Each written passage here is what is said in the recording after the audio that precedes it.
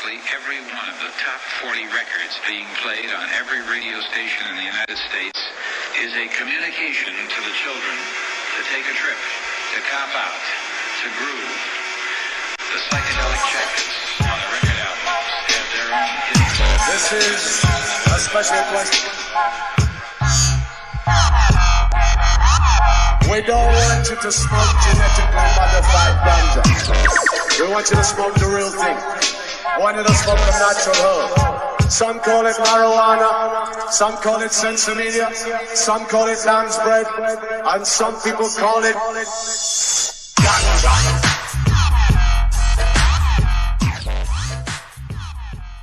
Welcome to another edition of the Adam Dunn Show. I am your host, Adam Dunn, and it is 4:19, which means is I can still smoke. Because like I told everybody, I'm not smoking on 420. Nah, I mean, I don't know. We'll see. I might smoke on my own, but I'm not doing it. I'm not doing it. I'm not going to be part of the masses anymore. I've given up. It was funny at ADS last year, right at 420, everyone was like freaking out to run outside to go smoke, and I was just like, whatever, man. I just sat there, and I was like, you don't have to. Yeah. No, you don't have to. If you think along my guidelines, which is smoke all day, and then you quit at 420 for 1 minute. I like that. That's the way you should be. Yeah. Because again, amateur hour. 420 equals amateur hour, and Totally. and you'll see it this year. I think this is going to be the year that it proves itself, because I haven't seen a single fucking event that I really want to be at this year, personally. Right. Sorry if I've just crushed everybody's events out there, but I just don't. I don't feel. No. It's weird. There's something in the air. Something in the air. Speaking of something in the air, this morning I was like, fuck, I'm flying back in, because I was out in Hawaii as of yesterday, and I was flying back in, and I knew that I was going to arrive at 12:45 and get down here by 4. And my original guests, which was going to be David Bronner and Adam Eininger, and so David Bronner's from Dr. Bronner's Soap, he had a little bit of emergency, family emergency, so he had to cancel on me, and I was like, damn. I had the graphics figured out, I had it all kind of, I was kind of going for like a non-420, but a more psychedelic-y kind of vibed show, right? Because David Bronner's put a lot of money behind MAPS for the legalization of psychedelics. He also put a lot of money into the hemp movement. So he's, putting his money's where his mouth is. And so the whole point of that show was going to be talking about legalization, psychedelics. It's bicycle day today, right? So it's it was the perfect storm. I was like, oh, shit, maybe we'll all dose on the show. Then the show had a complete 180 because I got the call that he couldn't do it yesterday. So I was like, oh shit, I got to pull a rabbit out of a hat. And, there was something that I wanted to do, but then it literally became like a calling in the morning. I was like, oh dude, you got to do this. This is what you have to do, because, obviously everybody who's listening to the show right now who's like tuned in specifically for the show knows who the fuck I'm talking about. I'm talking about Phylos Bioscience right now, obviously, who's been a guest on the show multiple times. And I was getting accused already of being the guy who like, oh, you told us they were cool.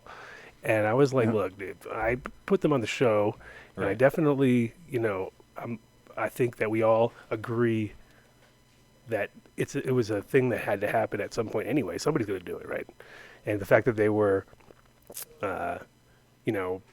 offering the service to people to get your stuff on the map, on the galaxy, you kind of already have to know at that point you're giving up a lot. You know what I mean? You're not giving, and we'll get into it in a second because it's going to go on, but there's a lot of sides to it, and I was getting accused of luring people into these guys, So I thought, fuck, I gotta nip this in the bud, literally. Right? I was actually gonna call that the episode, the nip it in the bud episode, but because kind of I figured like Mowgli has to get some exposure in the right way too, because there's a lot of both sides. There's people there overdoing it, and there's a lot of people who, anyway, we'll get into that later. Sweet. We're gonna get into it a little bit. Before all that, though, let's and then we may have. Okay, let's see. As you noticed, pretty empty studio. Look at this. Nobody. No one loves me at 420. See, 420 alone. It's not really 420 yet, but a lot of people are in Oklahoma. A lot of my homies are there. It's weird. It's I did not get lured into Oklahoma this year. It was on my agenda, though, I have to say. I was definitely thinking it would be cool to go there just because when I was there, I had a good vibe as far as the people that were definitely into, like, it was, I mean, it's still Oklahoma, right? It's just like fucking, you're in the fucking middle of nowhere. But the people that came out to the event that I was at were definitely, it was weird, too. It was like Timmy, who listens to the show, there was a kid there who was like about 58% Timmy, maybe 60% really? Timmy. Yeah, I was like, oh, shit. Dude, you look a little bit like him. Sound just like him. Oh, my God, you're acting like him. It's weird. But it was like the quintessential characters, They were there. They were there. Nice. You definitely knew you were in right, you could tell who made the hash. Cause right. They were very, they couldn't be sloppy. You could tell who was the grower. And That's funny. Yeah, they were very, like I said, the quintessentials. And then what else? Yeah, there's events going everywhere. What were what's your plans? I mean, since we didn't do, because normally we'd be doing ADSI. Right. And then I had a lot of people ask, "Were you doing it to this year?" I was like, Yeah. not feeling it. And I'm so glad I didn't do it because the whole point of doing you have to, anything around 420, you're already stepping into a fucking landmine, right? Yeah. And back in the day when there was only a few events, it was like, you could kind of be like, all right, we're going to be the event, right? But now there's like shitloads of small ones, but none of them seem good. Or none of them seem like anything that I really wanted to hit up. I don't know. Right. It's like everything's got little somebody playing, and I'm like, all right, I'm probably not going to go to that one either, But yeah, kind of, it's a tough year. It's like Cali's doing a cut. I mean, there's things happening obviously everywhere, but it's sad that that Colorado actually fucked up, because in the beginning it would have been like, hey, it's that time of year, we crush it Right. every year. Yep. But now there's really lost it. Like, it's like nobody's taking a risk and doing a big thing that I've seen. There's a couple block parties or whatever, but Carl's Jr.'s taking a risk. oh yeah, there you see go. There's that? some news. Yeah, I did see that. Yeah, that's interesting. They're serving a CBD burger, I guess. It's going to be a take on the Santa Fe burger that they do. And it's just going to be in the sauce, I guess. So, Yeah, Yeah. it's in the sauce. Yeah. They're going to start at 6 a.m. They're going to be serving it all day till it's gone. It's pretty. It's pretty. I mean, it's pretty amazing though that it's gotten that quick, that far, and it's already. Right, Yeah. It's literally. Yeah, it's at that phase where it's like once it's there, and that. Oh, I got our first call in. Is that a double call or one? I have 2 Skypes.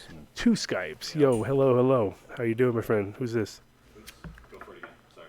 Oh, hello. Hello. Hey there, my friend. Who we got on the line? This is Mowgli. Mowgli already. Man, you are on fire. You're right there. Boom. You're just like front and center. I'm so eager. Wow. Can I don't know if he's. I need I'm gonna turn my volume up. I'm turning it up right now. Okay. In here, so. Let me hear you now, because I want to hear so. How you doing there? Can you hear me all right? Yeah, it's a little better there. Perfect. That's great. Hey, thanks for calling in, my friend. Wow, it's like I just, like I was saying earlier, I literally woke up this morning and I thought I got to do this because you kind of need to. I think you need at least a chance to sort of explain what's going on, because I was a little bit like, I don't want to talk about it until I talk to you. So here we are. I appreciate that, man. I do.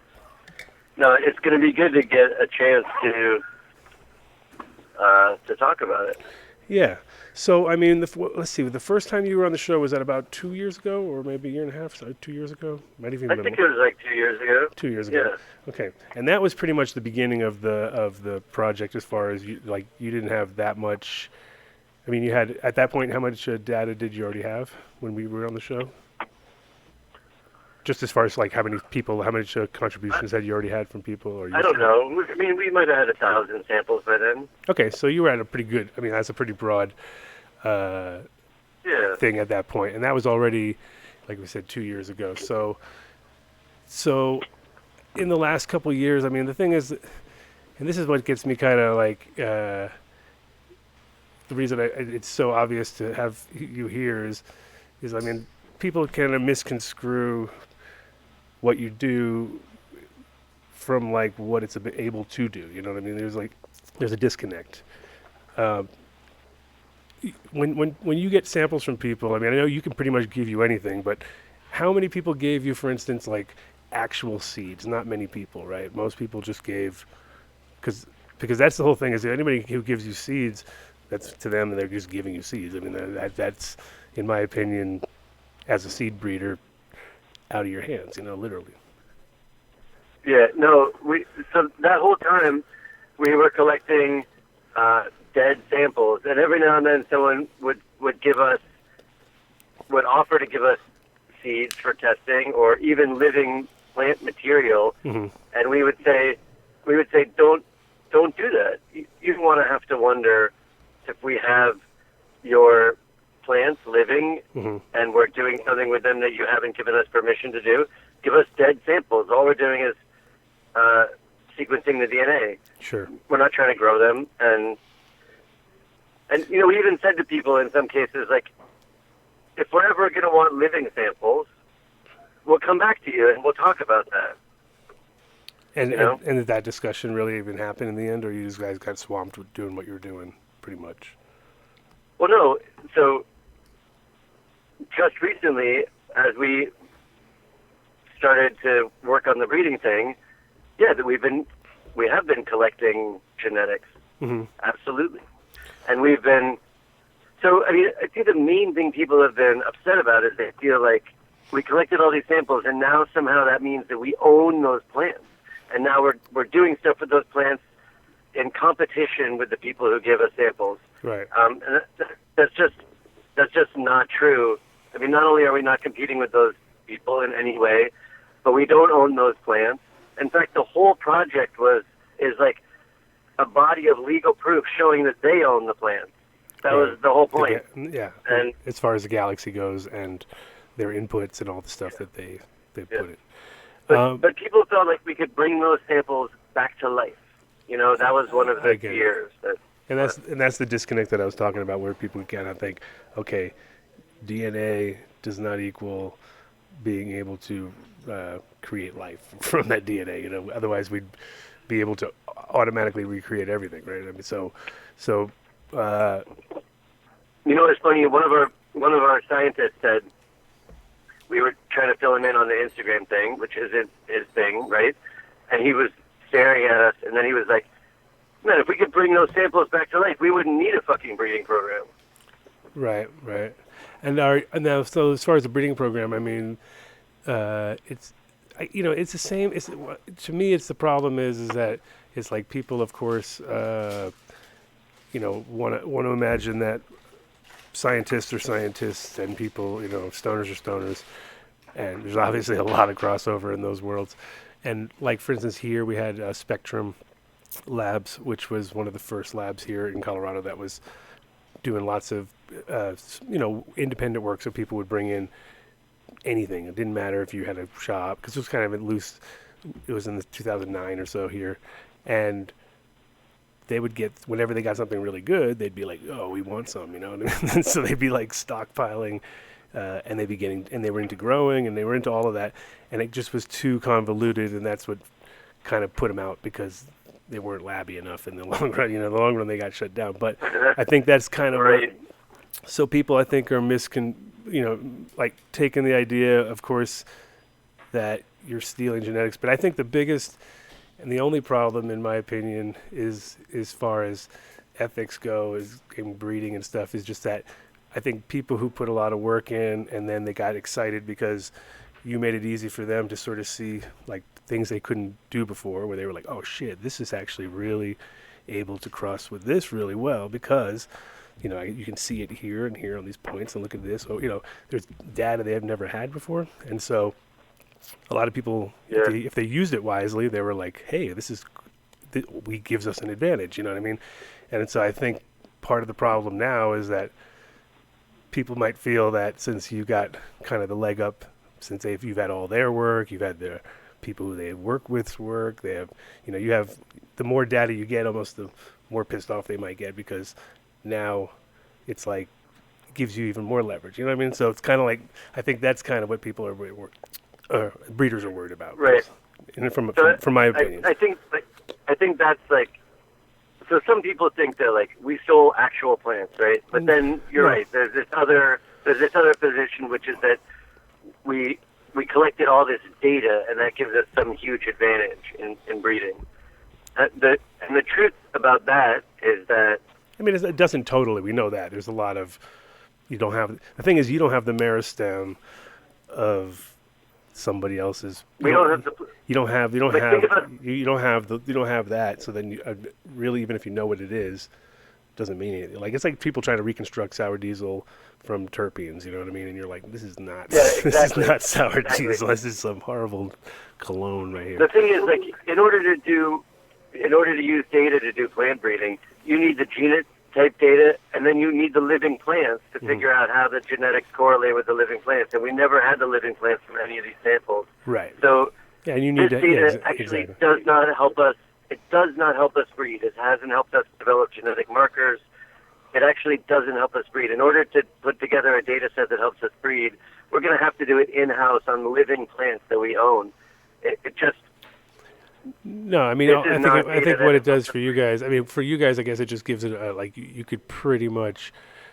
I mean, the whole point is, I guess, now to work with people who are going to be totally good with the fact that, you know, they understand what open source is, because everybody's really now open source on your thing. So really, in a way, it's just how you use the data. I guess somebody else could come in and crunch it harder and figure out something more that, you know, you might not even see. You know, I mean, that's the good part about the data, is you guys are collecting it, but at the same time, it's risky when people think like you're getting in the same game. You know what I mean? It's like the minute you step in the arena with somebody else, like you could, you know, be friends with you know how it is personally, on a personal level.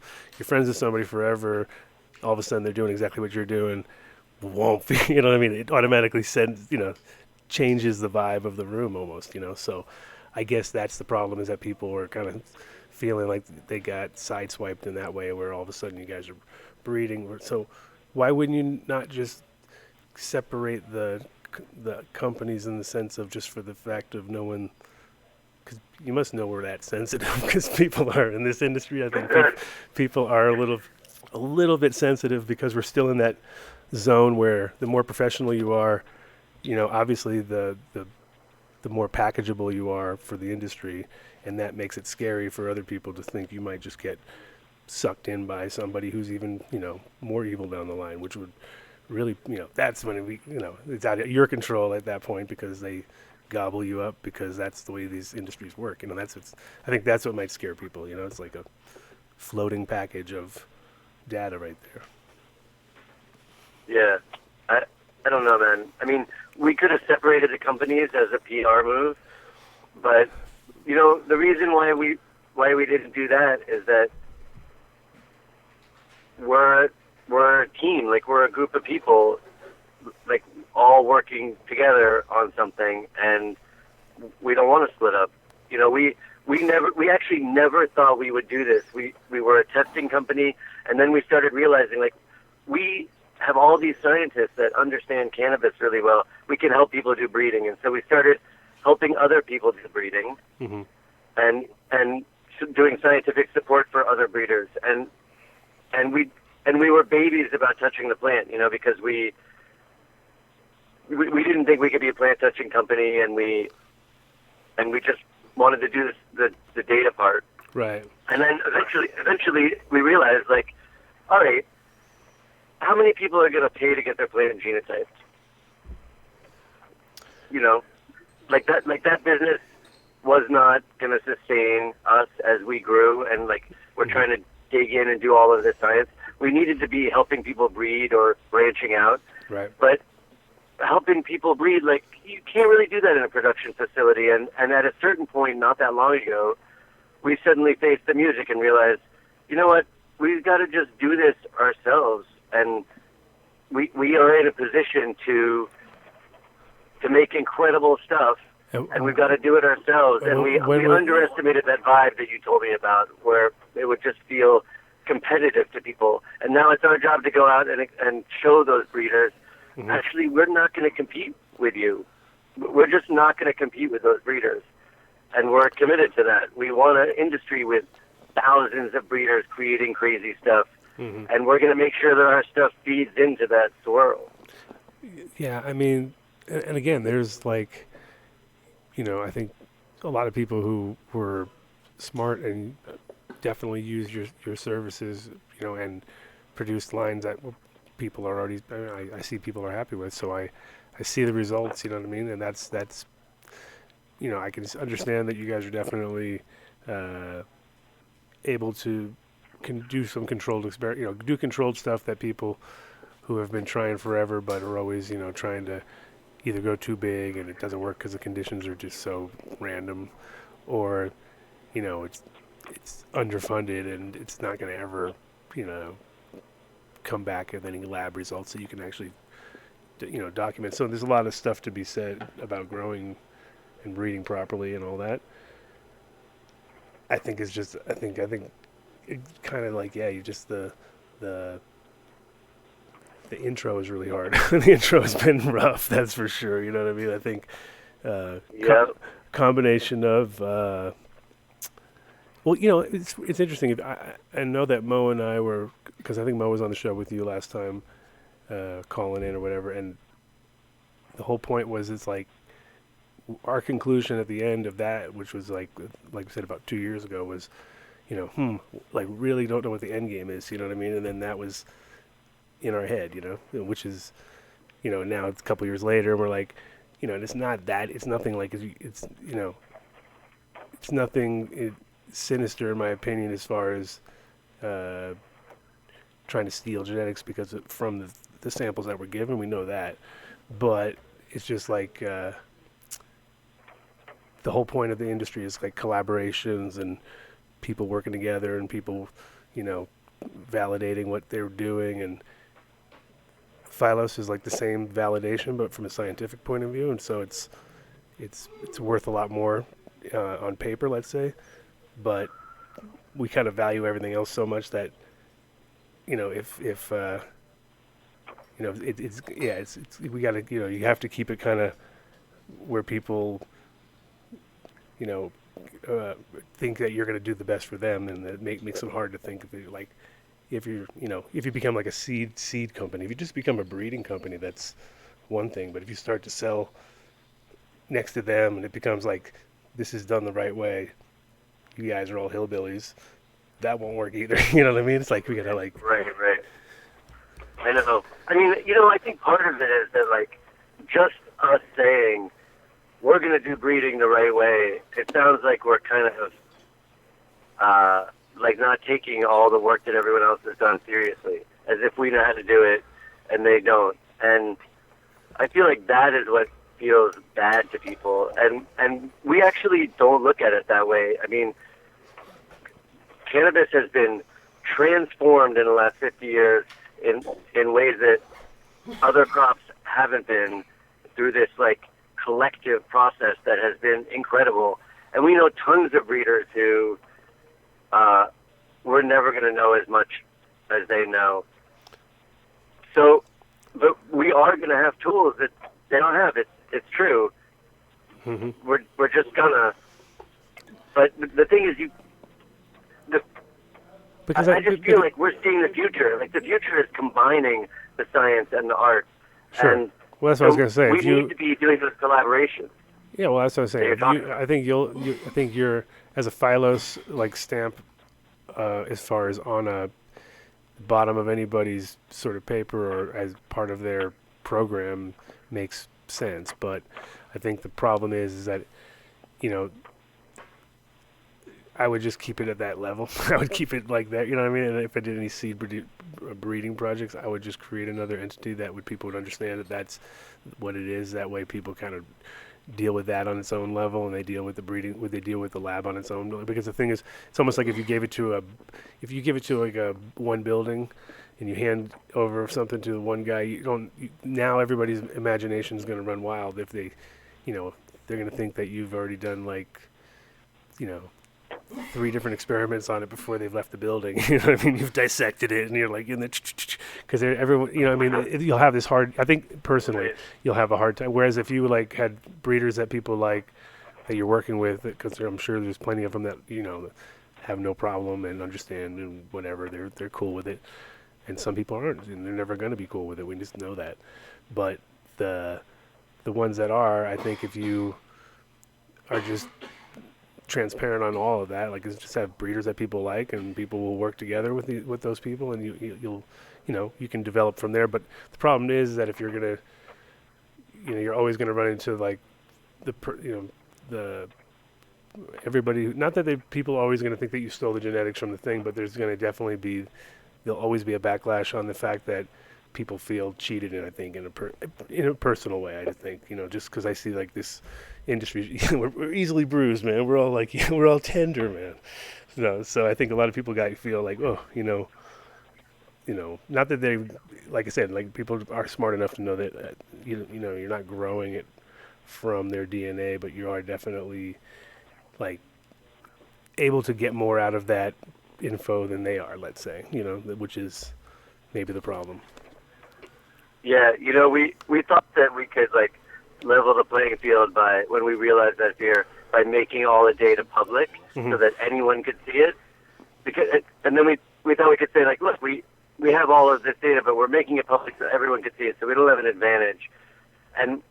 But that didn't address that concern at all, because we didn't realize that, because readers are just like, well, that's useless to me. I don't know how to download raw DNA data and put it together. So it actually didn't help people that we did that. It made no difference to them. And the shit like that is this kind of thing that we are learning slowly. We're just learning it slowly.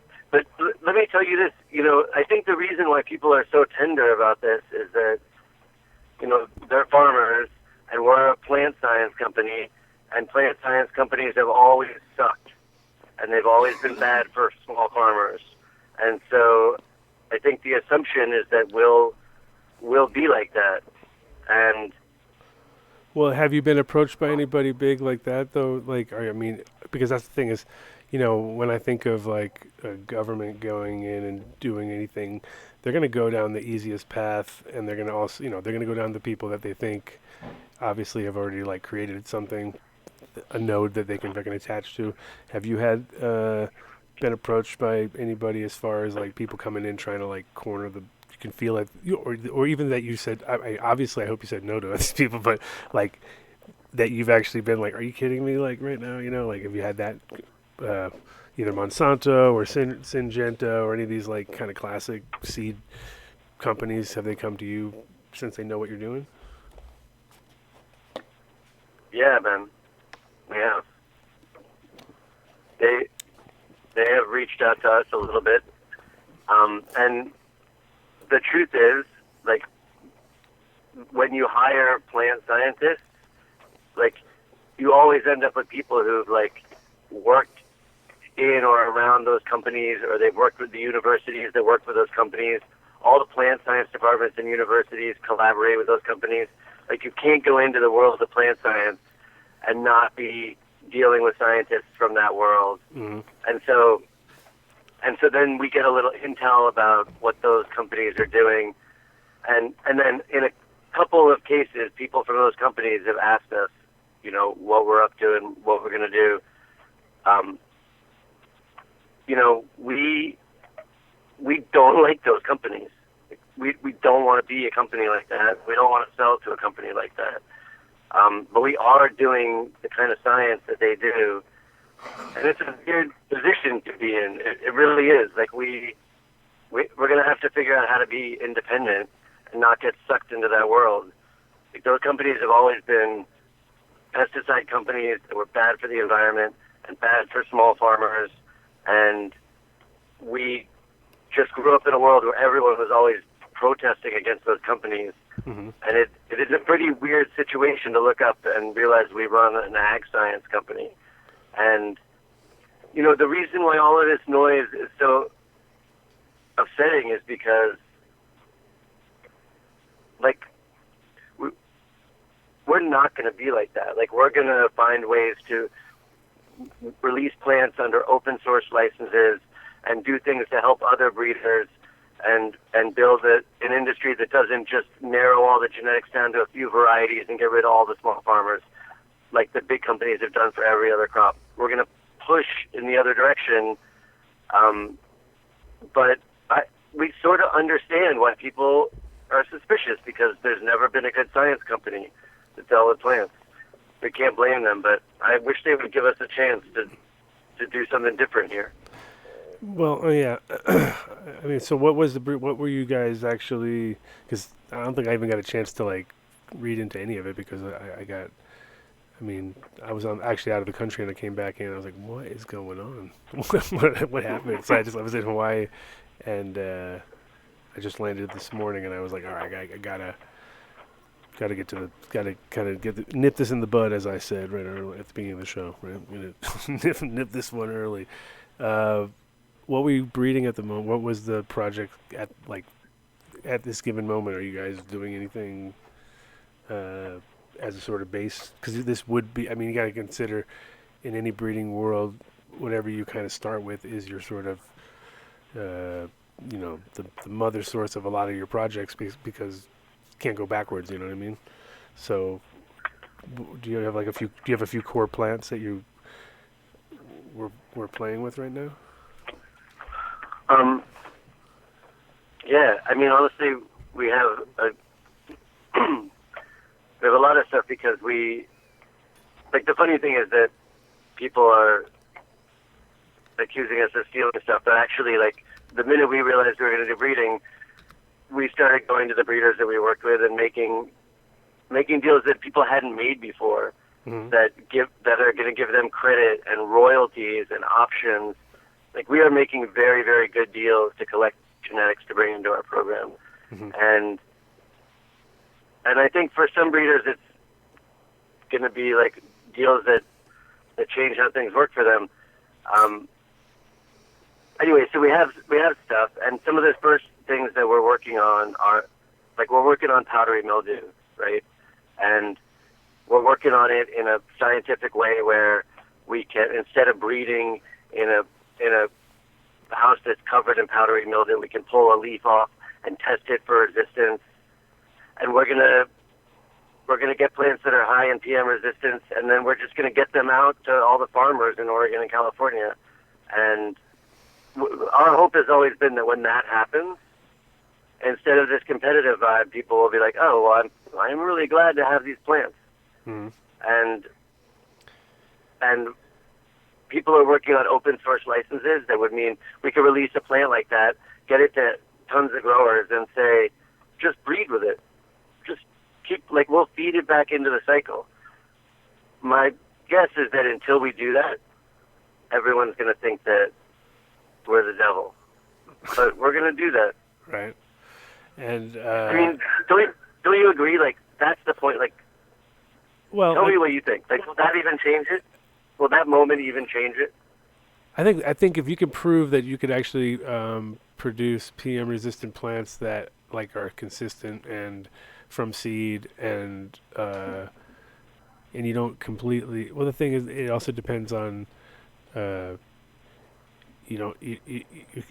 you almost kind of hamstringed yourself in the fact that if you became really successful and did hit that sort of Monsanto level of ridiculousness or something, and got picked up, God forbid you got picked up by somebody like that who's a buyer, because the way it is all so many layers, and you know that too. So by the end of the day, if somebody offers hundreds of millions of dollars for somebody, they're probably going to go for it. And so it's either now or it's either devil now or devil later. Who knows? Who knows where people will complain, and that's not your.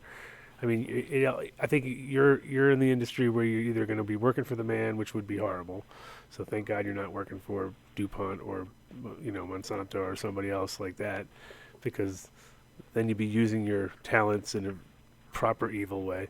I think in the cannabis world, the problem is that we're stepping from the shadows into a legal market, and that is literally the hardest thing for a lot of these people. It's a lot for me, for everybody in the industry. That's real difficult, because we're so used to one style. And I think the scary part with you guys is that you're operating in the realm that we have to be in soon, because everything's by the billions now. You know what I mean? There's testing all up and down and all around. So everyone's needs testing for pesticides and for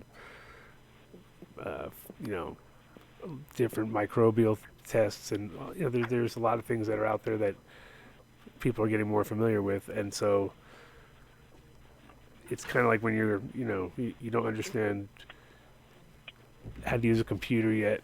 You feel like you're definitely not going to be Right. job ready. You know what I mean? And you guys are like next level shit, because you're doing this stuff that people have to pay a lot of money for just to do on a normal. It's like one of those specialized things that give it 10 more years and it's going to be on a phone. So no one's going to, you guys won't have jobs anymore. There'll be that, all those kind of crazy scientific things are getting so fast and so competitive that it's like, right now though, you're in an interesting position, because you guys have taken in a lot of strains, you know what I mean? So people are, and everybody who got one, who put it in, probably, partially is, not that they feel like they weren't told proper, but it's kind of like it's a tough one. It's a tough one because you have a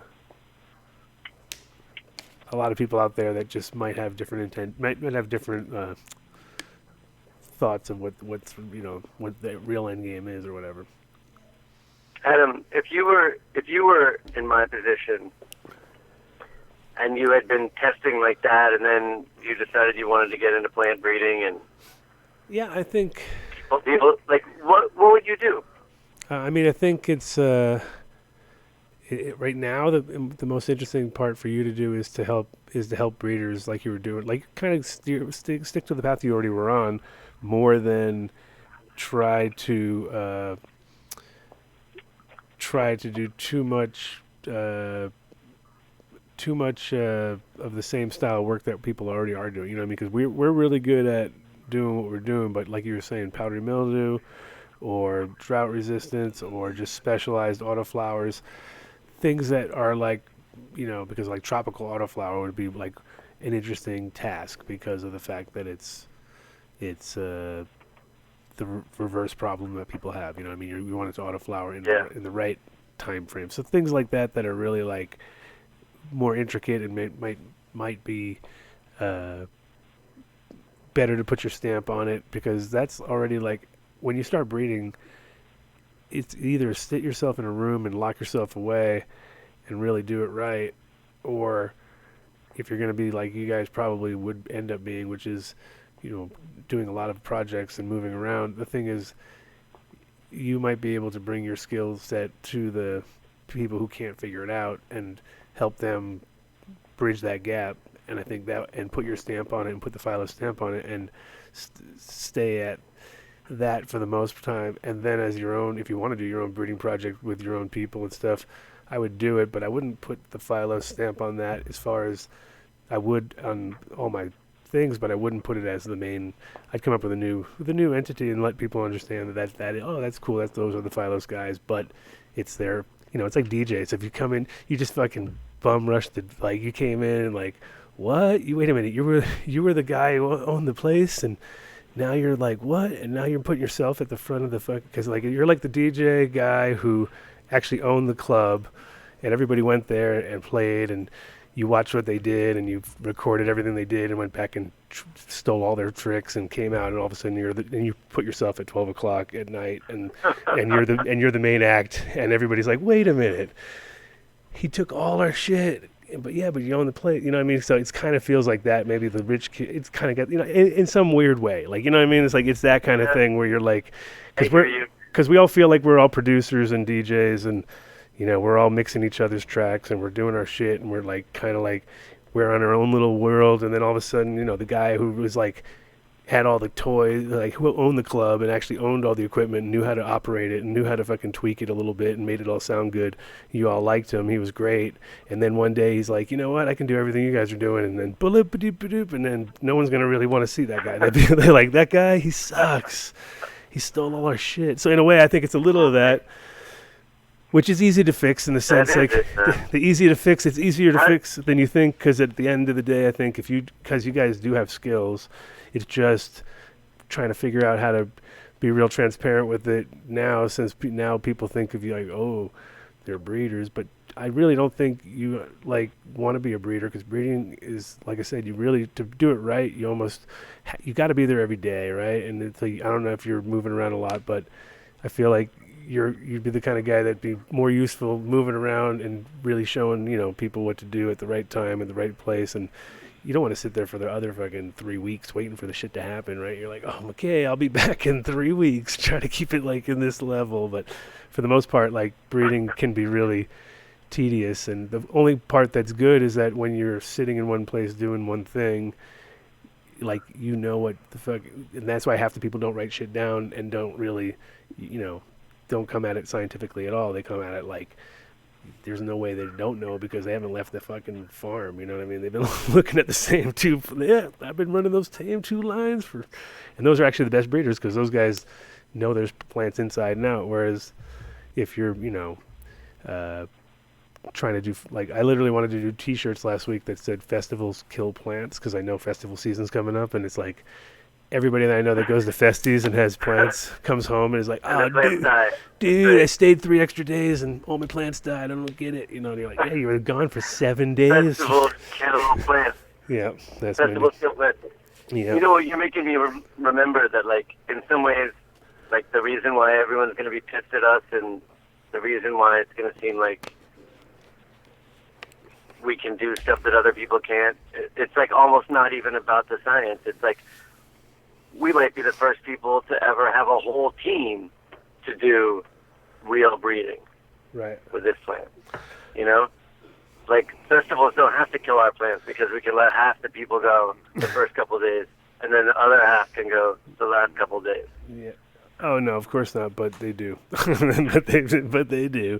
So, would you mind if I had people? Can we have other people call in? Are we able to patch in other people? You mind if we have other people? Because I know people are like, when I mean, I don't know why people haven't called in. I'm surprised I haven't been, like, because people were, like, claiming they were going to come in.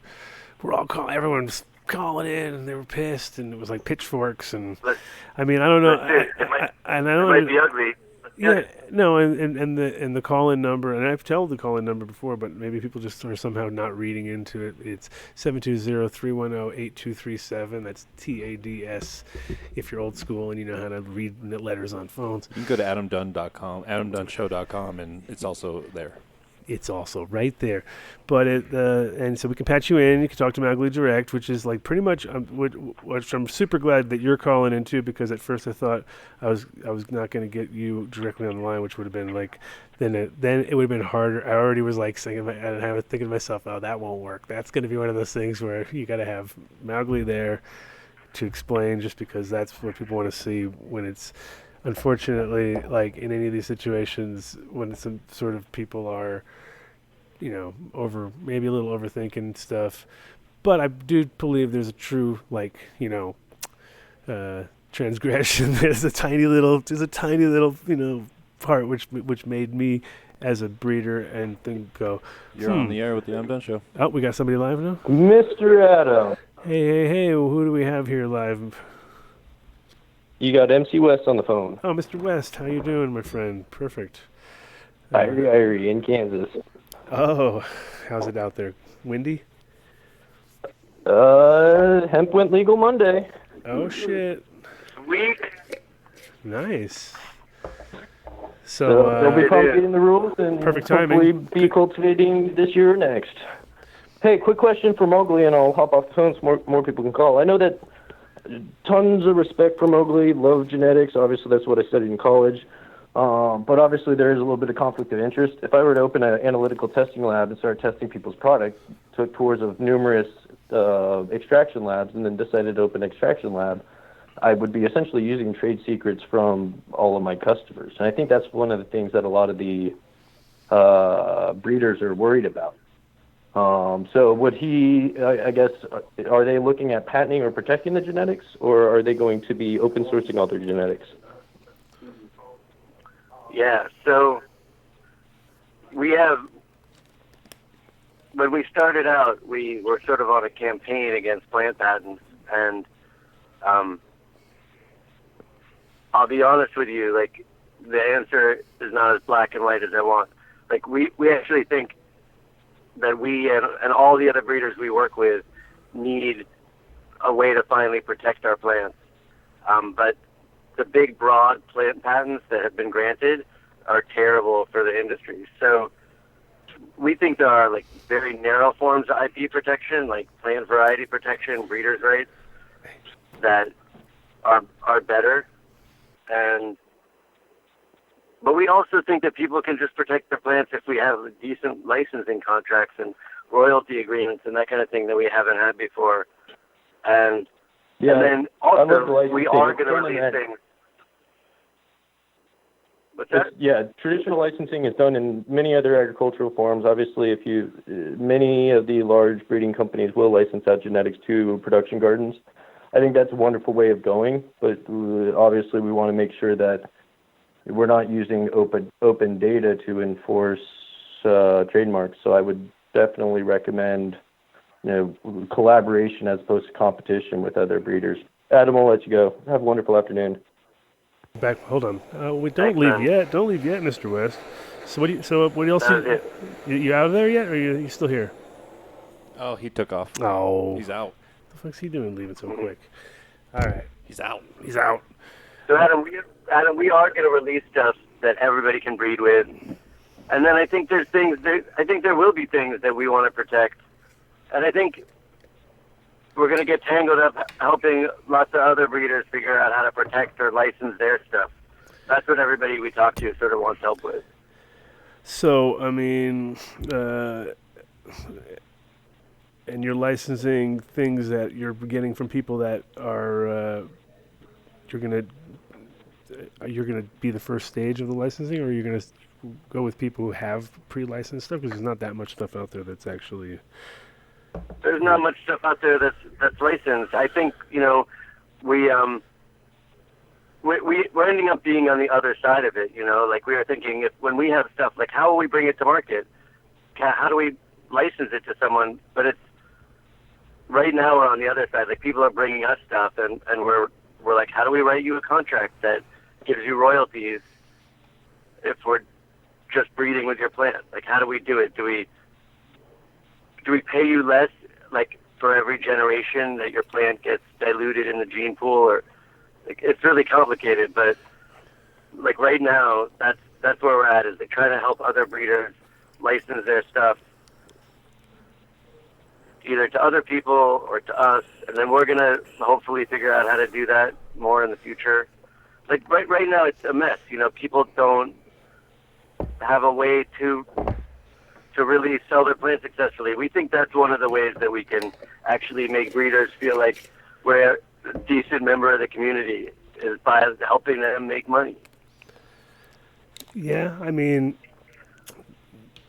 it's gonna be hard to. It's gonna be that's gonna be like another hard sell, I think, after this first hard sell, just because people are gonna be like, wait a minute, now the fucking how you want to patent stuff, because patenting stuff obviously is, in my opinion, what we call circling the wagon, right? This is what you do in the industry, and you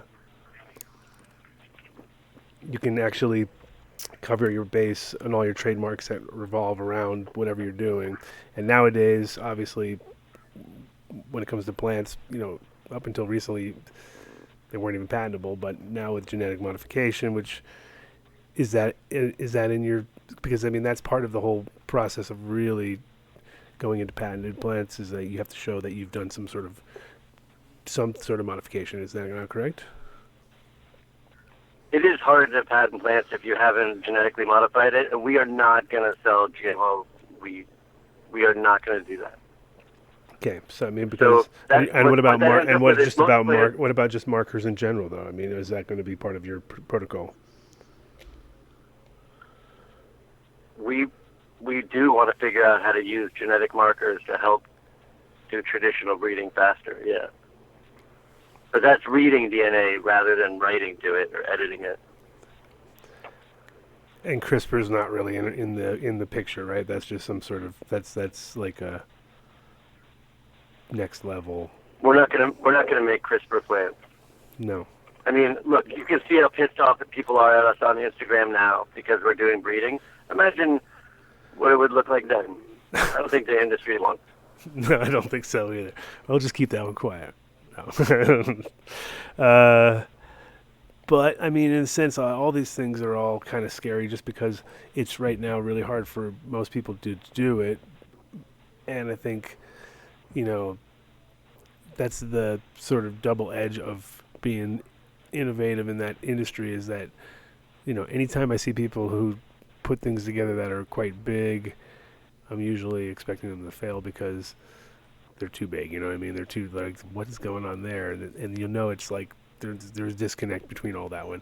And then, I think you guys, how are you financed, first of all? Like, let's go to that. How has that been going? Like, are you completely self-financed, or do you have investors, or do you have a board, or what? Because No, we have. No. So we make money through the testing business. Mm-hmm. We have thousands of customers, farms that we work with all around in 30 states and multiple countries, and they send us samples to test. So that's a lot of our funding, and then we have investors. I mean, it's the cannabis industry, so you can't have, like, most of the traditional investment funds haven't been putting money in, but we have this cast of characters who have invested in us and kept us going. We have another caller on the line, too. Oh, we have another caller on the line. There we go. I knew these would stack up. Welcome to the I'm Dunn Show. Who do we got? My name's Kane. Hey, Kane. How you doing? So I'm doing well. Yourself? Hey, Kane. Good. Good. I had a question for Mowgli. Has he mentioned to any breeders or anyone, for that matter, that he would specifically, him or Phylos, not be selling seeds or breeding? You mean in the past, did we ever say that? Yeah. So everyone's been saying that we promised we would never do plant breeding, and that's just not true. We used to tell people that we couldn't touch the plant, and for years we thought we couldn't be plant touching. And then even when we started to want to do breeding, we thought we would always do it with partners, and we started doing it with partners. And then only after a long time did we realize that we have to do this ourselves. But we never said we would never do plant breeding. We didn't say that. All right. And what do you have a first project, or do you have seeds that are I'm assuming ready to go out for this season? What kind of projects are you starting? That's so funny. Like, I think people feel like, wow, we're going to be selling plants right away. We are just starting a breeding program. And as all you guys know, like, this takes a long time. So Right. One of our first things that we're working on is PM resistance. But yeah, it's going to be a while. And I think that's a good. All I think right, that's a good. I think that's a good start in the sense that if anything that breeders are going to give you now is going to be PM-ridden plants, right? They're going to be like, here you go. Here's a bunch of PM-ridden plants. Now get to work. It's almost like dropping off the dirtiest of dirty laundry. You got another question for him? Those are good. Yeah. I guess my last question came from, so I'm just kind of curious where some of these seeds for the projects are coming from. Like, no implications. I guess there are a lot of implications out there, and to clear that up, like just have a large collection, getting a lot of donations from people. What we've been doing is going around to lots of breeders that we know and sitting down and making, like, serious licensing deals where we say, like, all right, you're going to give us your seeds. And I think we're doing deals that people have never really done before, where we're like, all right, we're getting your seeds, but we're going to give you a contract so that it shows that these came from you, and you get credit and you get royalties, and sometimes we're making cash payments, sometimes we're giving people options in Phylos. I think we're doing it the way it should be done. We're buying genetics from people, but we're we're giving them fair contracts. All right. Well, Cool. thank you very much. All right, man. Thanks. Where are you calling Thanks, from? Dan. Where are you calling from? Oregon. Nice. Sweet. All right. Peace. Have a good day. All right. All right. Like I said, give a call. Oh, we got another one? Yep. Oh, we have another one. I knew we have another one. Who we got here? Who do we got here? Yeah. Hello. Hey, it's Hi, Adam. this is Spark. How you guys doing? Hey, Spark. What's happening? Oh, not much, man. If it's okay, if I can ask Phylos guy a question. Sure. I have to tell you, one of the best strains that I ever had back in the day was your hog. Oh, yeah? Nice. It literally, it was awesome, man. Best hash maker I but- had. Best hash maker for the longest time. That was. Oh, dude, that thing was awesome. It just dripped resin. But on to something else. So, how does one go about like getting into these partnerships with Phylos?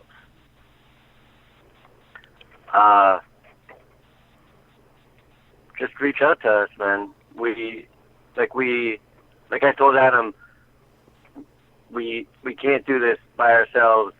We need artists to collaborate with, and just reach out to us. Like we're always trying to figure out how to work with other people. So, like, do we have to, like, sell our soul or something to get with you? Yeah, so first you call me, and then you sell me your firstborn child, and then you start to get to work. No, I'm just playing with you, man. But, like, honestly, like, how does that work out? I mean, what do you see envisioned for the future with these partnerships that you're talking about? So we have a bunch of breeding partnerships now, and they're set up in different ways. In some of the cases, they're just like customers that we had, and we're just helping them with their own breeding programs. And in some of the cases, it's like a collaborative breeding program where we're working on something together, and then we're both going to go, take whatever we end up with and keep working it, or maybe we'll keep working it together.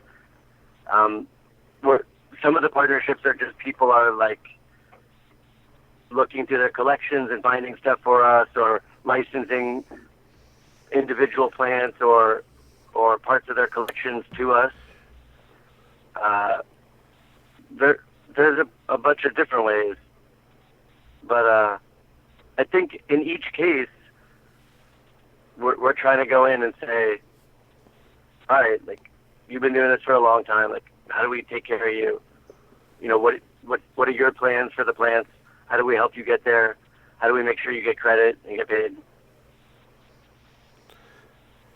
And what about all these guys that say, they've had their work bred upon and bred upon and bred upon down the line to where that you're getting your gear from, say, random breeder X who got their genetics from breeder Y, and now that, you're going to be hooking up breeder X who piggybacked off of breeder Y. I know, it's so complicated. We have a lot of conversations where we take that all the way back to land races, and we're like, well, shit, I mean, what do we owe the communities in India and Afghanistan that originally started these things? They're many, many generations back, but don't we owe them something? And we probably do, Well, unfortunately, most of those places aren't even there. But if they are, yeah. Right. I mean, And we're trying to figure out how to address that, but as you know, it's not simple. But starting now, like it's a new world. You make a contract with the breeder. So we have deals now that we're setting up with breeders where it's like, actually, after 3 crosses, we're still going to pay you, but we're going to pay you less, because, your plant has been diluted out, but we're still going to pay you. Wow. God knows what would happen if we licensed that plant to someone else. Like, then it's going to get really confusing. I've had kind of a conundrum myself. Like, I'm here in San Diego, and I have the P91, and I'm working on a breeding project with the P91. I don't know if you know what that is. Yeah. But, like, we had that on the Galaxy, like, earlier. And see, I'm kind of curious, like, how does someone, protect their stuff? Like, say, I'm breeding the P91 and I'm going to be releasing it, but how do I know that, someone, and I don't want to say this like completely negatively toward you, but someone or an entity like your corporation would just take full advantage of it? I mean, it's made me scared to send in my product because of all this stuff that I see online about what's going on. I know, man. Well, there's a lot of scary stuff online because people are scared about us because we're a science company. So look, just tell me, like, if you send me a sample, are you worried that we're going to bring it back to life and then we're going to be able to breed with it? In a sense, yeah. I mean, because the P91 has been so, small circled and guarded for so long. And it's not that P91 that's up there in Oregon. That stuff's fake. So. Oh shit! Oregon P91. Yeah. Shouted. I'm not going to jump into that battle, but I have heard your side of that story, and it's pretty compelling, I think. But look, man, here's the thing: if you send us a little dead sample of stem to test, we'll get some information, and we'll give you that information. But we cannot grow the plant from that sample. You just cannot take a dead anything and turn it alive. It just doesn't work that way. And even if it did, or even if you gave us a live sample, we legally relinquish any rights. We have no rights to any plants that people send us. Those are not our plants. The whole thing started as a database to prove that the plants belong to the people who submitted them. And I think it actually works. Like, people have put a stake in the ground showing that they own those plants on the Phylos galaxy. It's proof that we don't own them. And if we ever tried to do anything with them, you'd actually be able to see on the Phylos galaxy that we bred with other people's stuff, like, without permission. We're not breeding with anybody's stuff if we don't have total permission. That's our rule, because we don't want to get tangled up in that. I mean, obviously, you guys will be held to a higher standard anyway, just because it's your galaxy. So if your shit's all fucked up on the galaxy, it won't make any sense. They'll be like, "What? That don't make no sense." Yeah. So I mean, your shit should work the way it should, which is actually a great way to test that. But yeah, But look, you can see the let me tell you pushback. this other thing about the P91. Like, you need to bring that to market somehow, right? Like, people are so scared, but we have this picture. Like, if people start to test their plants, you can bring it to market. You can make deals. You can license it out to other producers or clone farms. And if you have it tested, you can make contracts with those people and start getting royalties for the first time ever. We have people using the galaxy because they're like, people are stealing my shit, and they're going and getting samples and testing it, and now they've got proof for the first time. I mean, all of this should be a way that people don't have to be so afraid anymore. They can have evidence of what is theirs and feel free to sell it and make money and make a living. That's how it should work. But who's going to police all that? Who's going to police all that? That's the thing, for the royalties and stuff. And that's why I feel that's one of those big soupy things. So let's the say, state of California is enforcing contracts like that. The state of California will absolutely enforce those contracts. If you have a contract with someone and it says they can't sell your stuff to someone else or whatever, and then they do, and you get a sample of that and send it in to us and we test it, you can sue those guys in California State Court. You can't get any federal protection, but there are cases like this going through the courts in Oregon and Washington and California right now. So let's say, like, once I finish my third back cross, I cube it, and I send in a dead sample, then I would be able to have that intellectual property for myself for 1904 genetics? So if you send it to us, that doesn't mean you have a patent.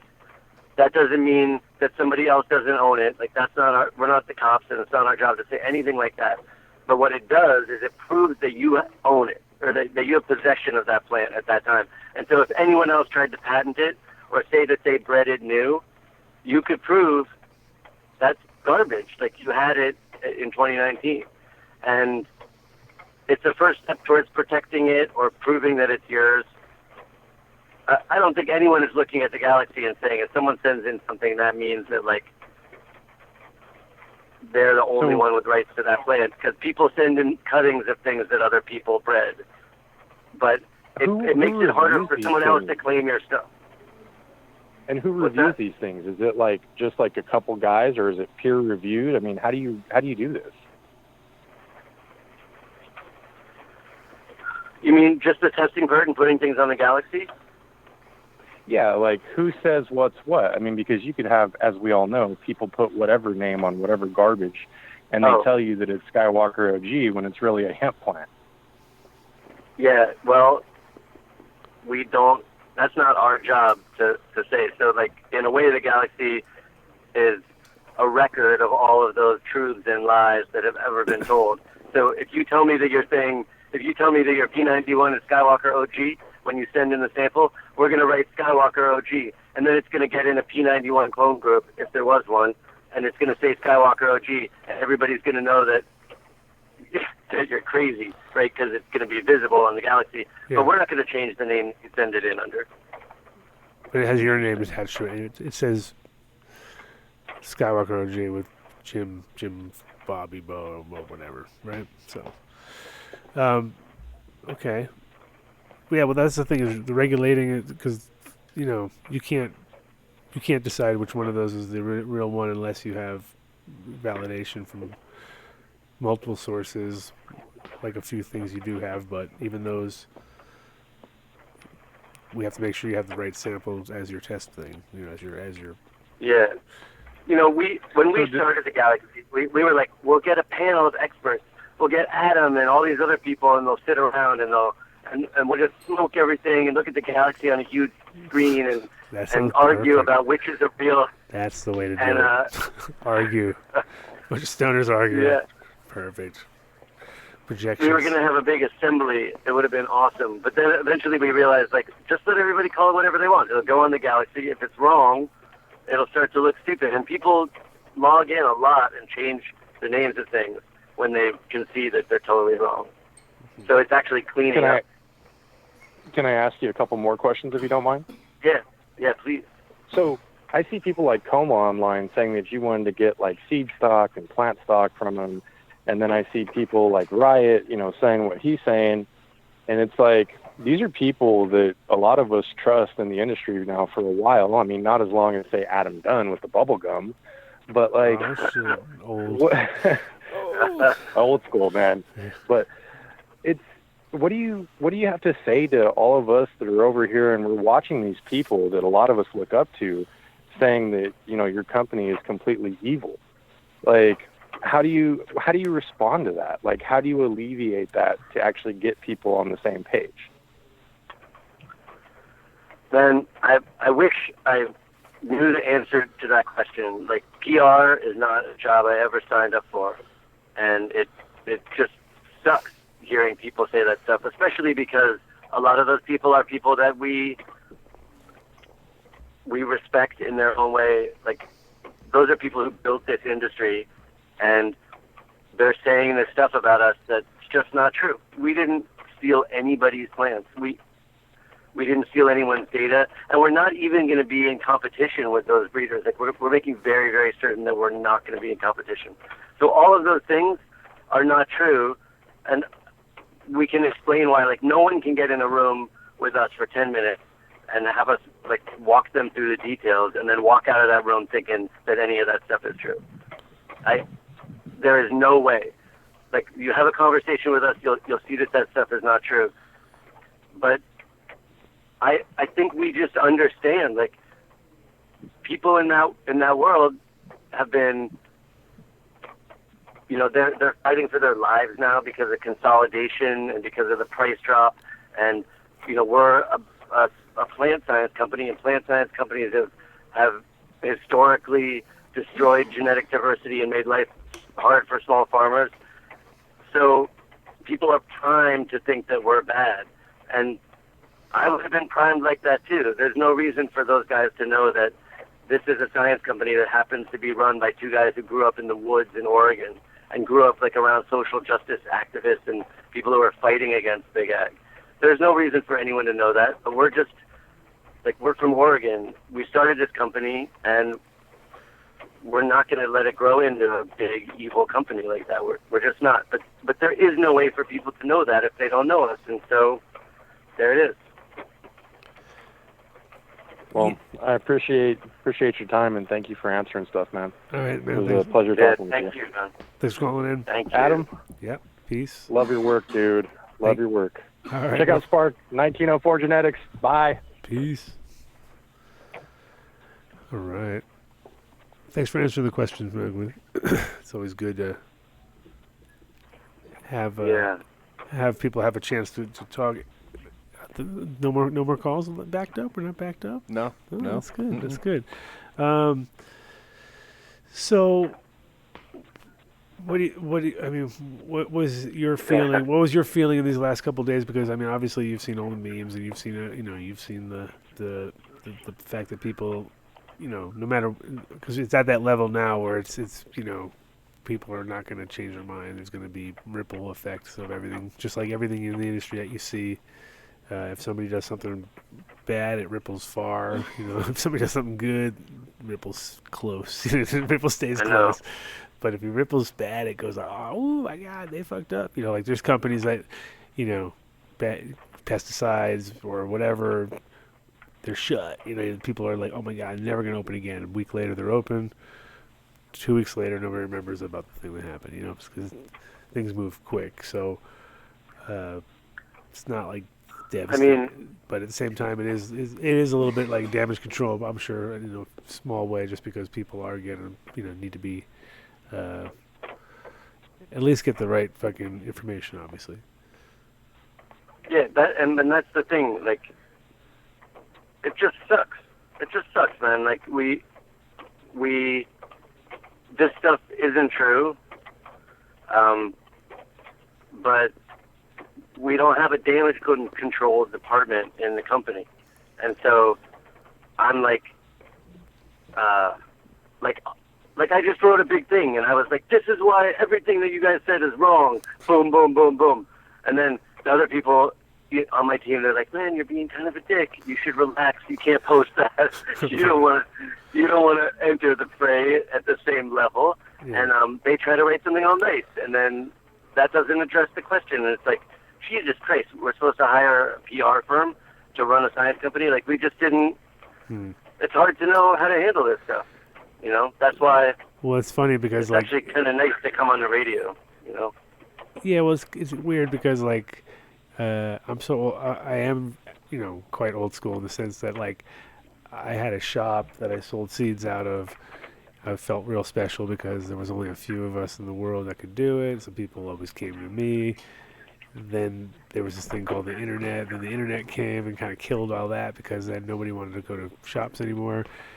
And then, there was hundreds of seed shops in Amsterdam. First there was none, and then there was hundreds, and but the hundreds all sold shit. You know what I mean? And so people would come to find me, and I'd still have my little customer base or whatever, but it was nothing compared to what the internet sales of seed sales became in the long run. I have no idea where I was going with that. Whether all these changes, somehow, all these evolutions came through the industry, and you evolved with them. Yeah. Not everybody can do that. Well, no, but at the same time, it was also I was kind of going with the fact that things, it rolls so fast and gets momentum real quick. So at the same time, right now, what you guys are doing is expensive to do, and so that makes people. Also, it's kind of like anything when it's expensive, but it's all about the knowledge and the equipment and all the pieces of the puzzle together. It seems ridiculously expensive, but it's just that's the way it is. You know what I mean? It's like the shit ain't cheap. So the work that you guys do is valuable, no matter how you look at it, because of the cost of the fucking services plus the knowledge that goes into it. It's just. It's with every testing company, there's always a lot of trust involved, and that's the thing. It's really hard to find the companies that either aren't tweaking the numbers to make more money because they want to make people feel good. You know what I mean? They're just yeah, how much THC you want? 35%. You're like, oh, shut up. I can't believe that stuff is still happening today. Well, it happens a lot. You see people with numbers that are just outrageous, and then you're like, probably should get another test. You know what I mean? It'll come out half, or maybe 2/3 if you're lucky. But for the most part, it'll come out like a way lower than the original number. So people have had seen a lot of that going on, and then they see, like, why would you give them proper results when you got your own thing? So yours is, because that's the stoner. I mean, literally, that's the stoner formula. I tell people every time, like, it used to be, go in the room, whoever's got the best weed wins the deal, right? So, like, any unfair advantage of any sort is considered fucking, like, fuck, like, bullshit, you know what I mean? So that's where I think you'll kind of have a hard time ever breaking that mold, personally. Yeah.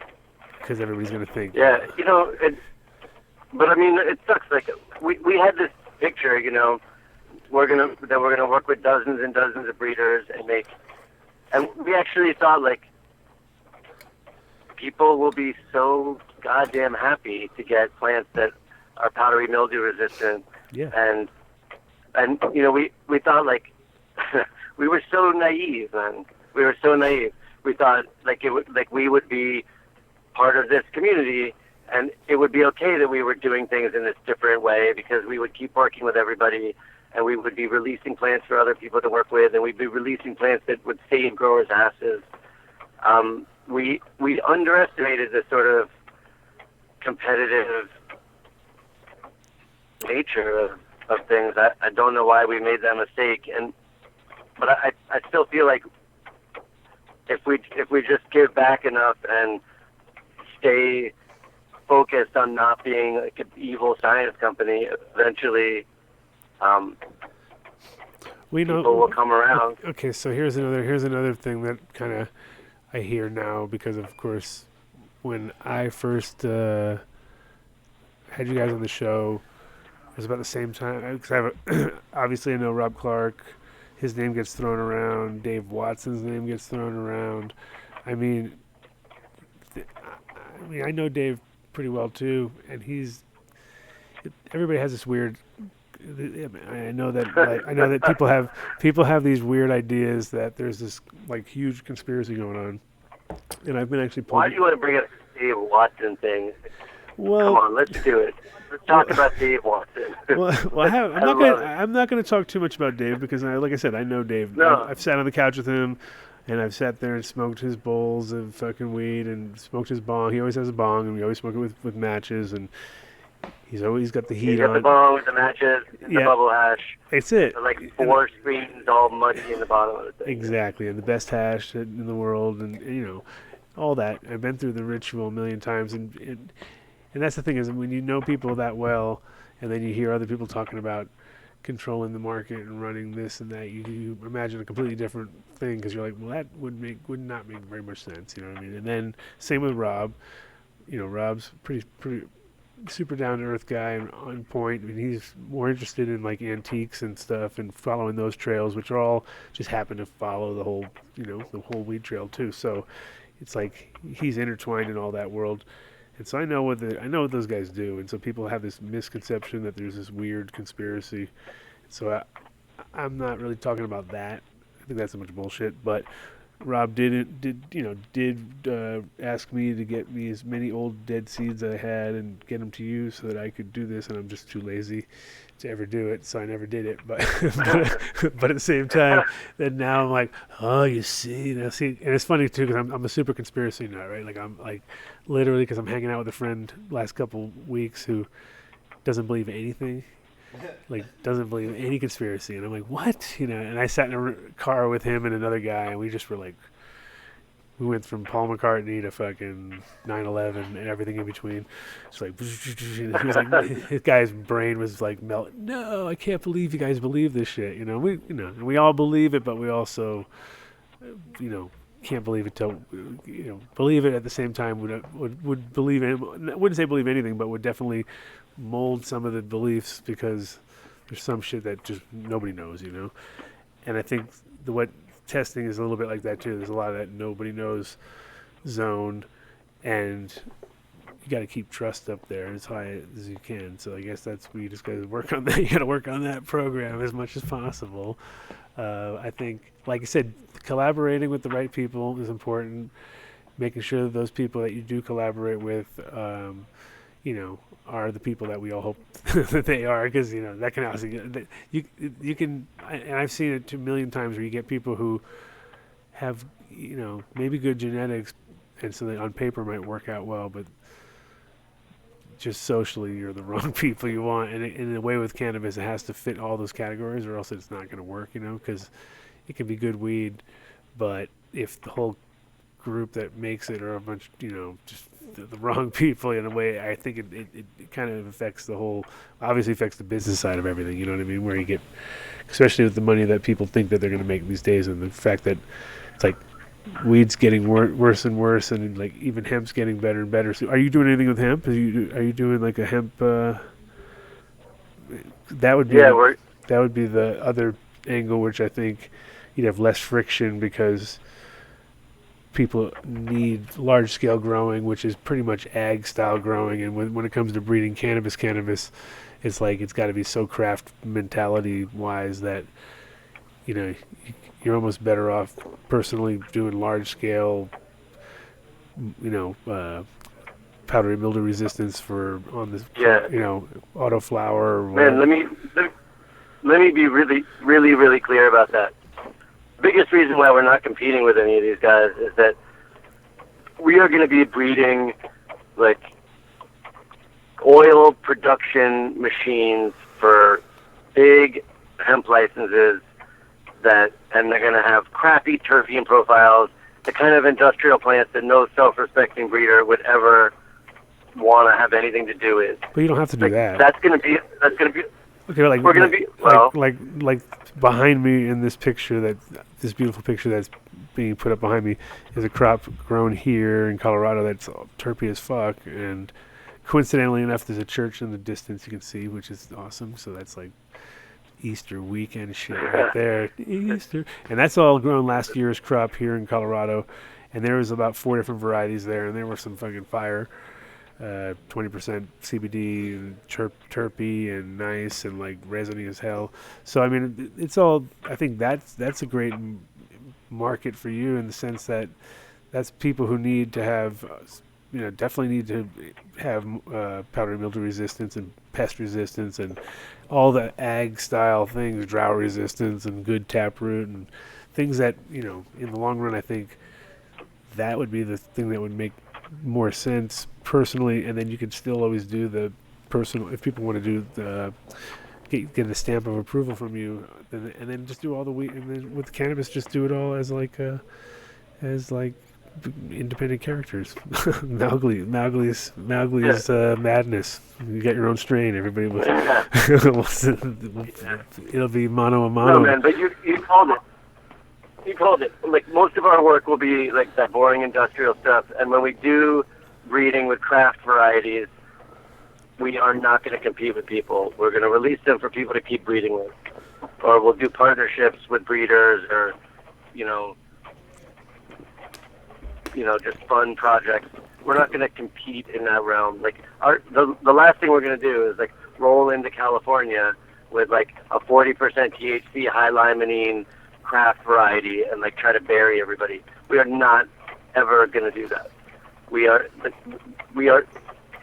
one thing that we are never going to do is try to be the dominant breeder in those communities. It'd be great to be a dominant breeder in the hemp market, selling hemp seeds to farmers in Kentucky, but we are not going to do that to the people who started all of this. Like, we, unfortunately, the reason why all of this sucks, this noise on Instagram, is because we want to be good members of that community, and so we're not going to try to. Well, obviously, as a breeder, you're not going to try to limit yourself. Like, we're not going to grow good weed because we don't want to piss anybody off, because we can really grow good weed if we did.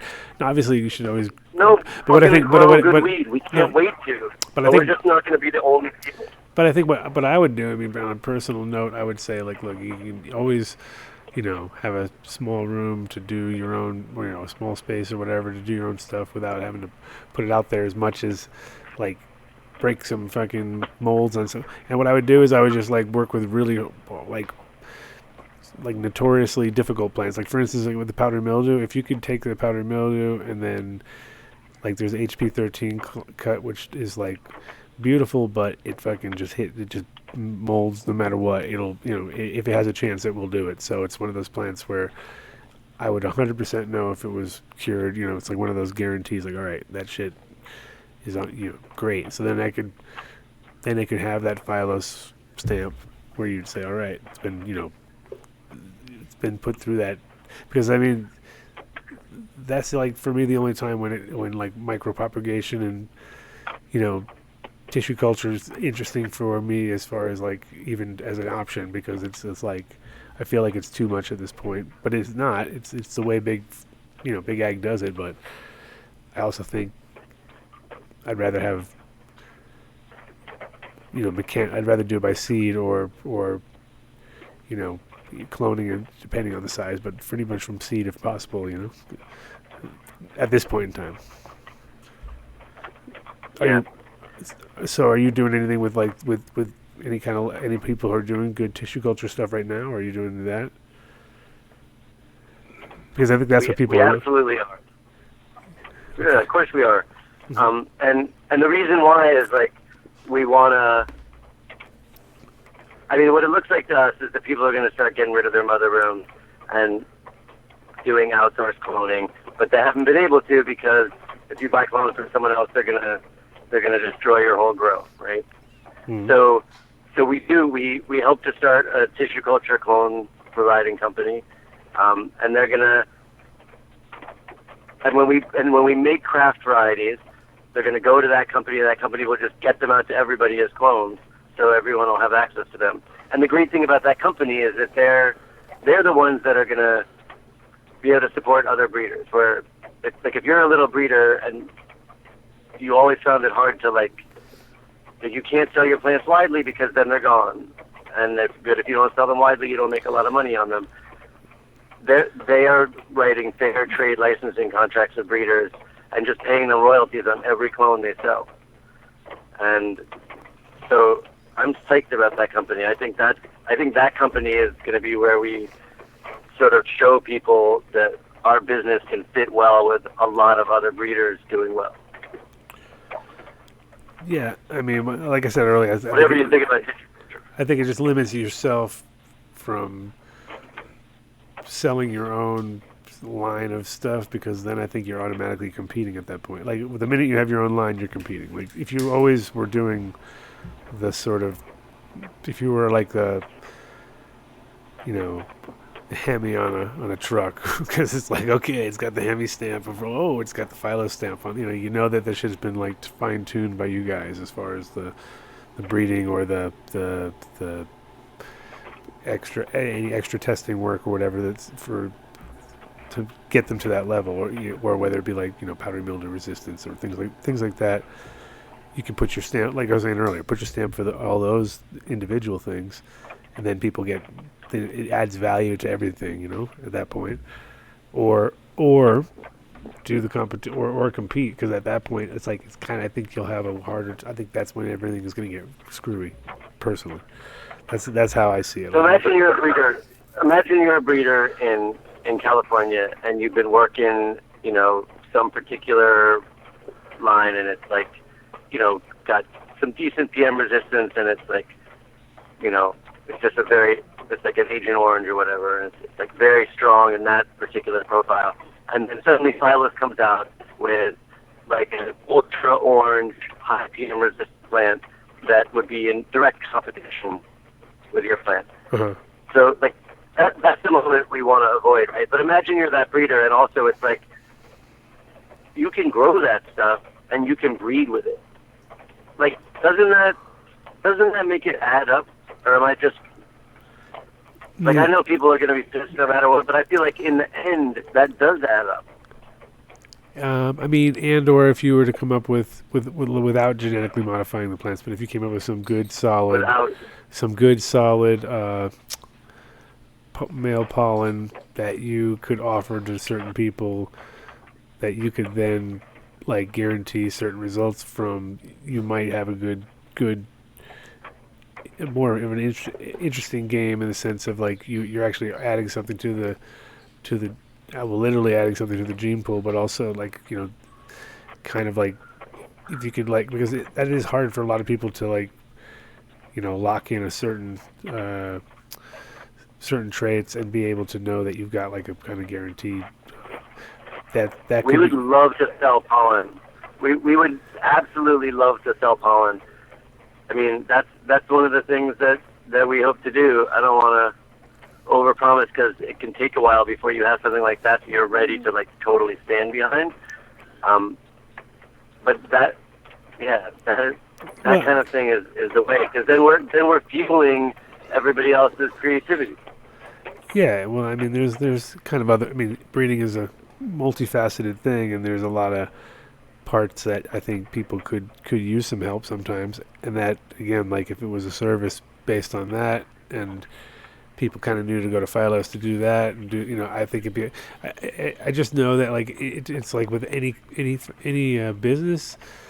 It's like the minute you change and you're competing in any way, shape, or form, you just notice there's a different vibe from those people, and it doesn't matter what it is.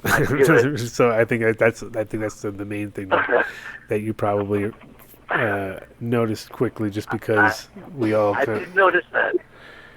Yeah, I think there's a lot of people who were already, I mean, I wouldn't say a lot, but there's definitely a few people out there that were kind of like already saying something before the announcement, so they kind of already were like, aha, there was that, and then there was the people that were on the fence, I guess, all the way along that kind of didn't know what to do, and some did.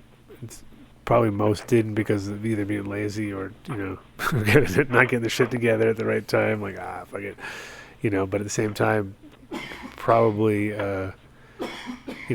now you don't know what their particular reaction was, whether they were, now thinking they dodged a bullet or something like that. So you got to gain all those people's trust back, I guess, which is hard. It's not an easy thing. I know. All I can hope is that like we look up in a couple of years and everybody's probably going to be still suspicious of us, but we want to be able to look around and think like this industry is actually a pretty diverse and interesting place, and we did some stuff that helped save a lot of people, and not just us. Like that's, I think we can hope in a couple of years to look up and see that. I hope we can. Yeah, it's. I mean, again, I think just now it's about being, I guess, transparent from what you want to do, your intentions, and I think, like I said, separate. I would personally separate the breeding and the original Phylos started testing and stuff, just in the sense of like, so people understand that what's what. Just because, like I said, I would feel weird personally if it's all under one roof to be like, what's happening back there? You know what I mean? What's going on? Not that people. Yeah, but look, everybody knows that it's us, and like as you just pointed out, like every time we make a change, everyone's gonna freak out. Plus, like imagine you're like the folks in our lab, and all of a sudden we're like, sorry, the testing business is now separate. Like that sucks. We're a team. Like that's just gonna suck for everybody. I'm just saying from the optics point of view, in my opinion, maybe not though. Maybe people will get over that, and I think at the same time, it's it is like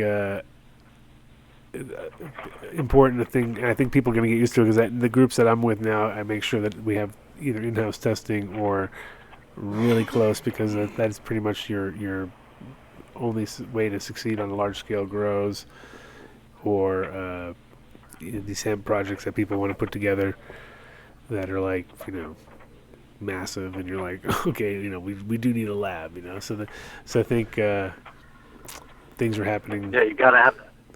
Yeah, and that's becoming a more of a standard thing. You guys were pretty specialized. I think there was like one other guy kind of doing it. Have you heard of other people doing more sequencing and kind of competition and kind of from other people at the moment, or not? Yeah, man, there are other companies like us. Absolutely, there's more and more now. You know what's funny about those companies? Yeah. Is they never ever talked about helping small farmers or breeders. They never said anything about trying to be like a good player in the community. Yeah. They just never mentioned anything like that, and no one ever gives them any shit because no one cares about them. Whereas we made the mistake early on of saying we're going to be a good company, and now we've just invited a lot of scrutiny, I guess, and I think that's all right. Like, that's going to force us to sort of live up to it. But yeah, there's tons of other companies like us now out doing their own thing, and they're just doing it, you know. So like last year, and I guess probably this year, and continuously, because I asked earlier if you got hit up by anybody, but like so for instance, we had the crew on here back in the day at one point, but a Hawthorne group must have approached you, I would assume, considering they kind of wanted to gobble up everybody who was doing anything interesting. Did you actually get hit up by them last year? We did not. We did not. We heard from someone who was associated with them like a couple years ago and told them that we didn't want to do anything with them. And then, but then last year we didn't hear from them. But I know they're doing stuff. Yeah, no, of course they are. Like our whole the trick is to stay independent. Like we got an investment offer from like a really, really big company just recently, and they would have tied us into that world through investment. Yeah. And we said no, because if we're not independent, we can't serve everybody. So yeah. So Adam, yeah. It's 5 o'clock. I'm gonna have to ring off. Okay, but, okay, my friend. This is great. Yeah, what else, man? What did we not get to? What holes are there still in well, the story? I think that the crazy part is that the only question that me and Mo had back in the day kind of like got split open today, and we definitely didn't figure it all out. But back in the day, it was like, what is the end game? And it wasn't. I don't think this is not really the end game, right? This is like something. To me, this is more of a side project. This is something that you should maybe not knowing what the direction of the way you want to push the company now, but I'd say production of seed for cannabis for high THC stuff, unless it's some specialized, like I would personally put it on the specialized thing, and help the people and gain the trust that way. And when it comes to like breeding and dealing with breeders and stuff, just because people might be cool one day, and then you can tell how quickly people get pissed off. So I think it'd be good maybe a lesson learned there, just to kind of like separate those in a personal way. I think that might be the answer there. And I hear what you're saying.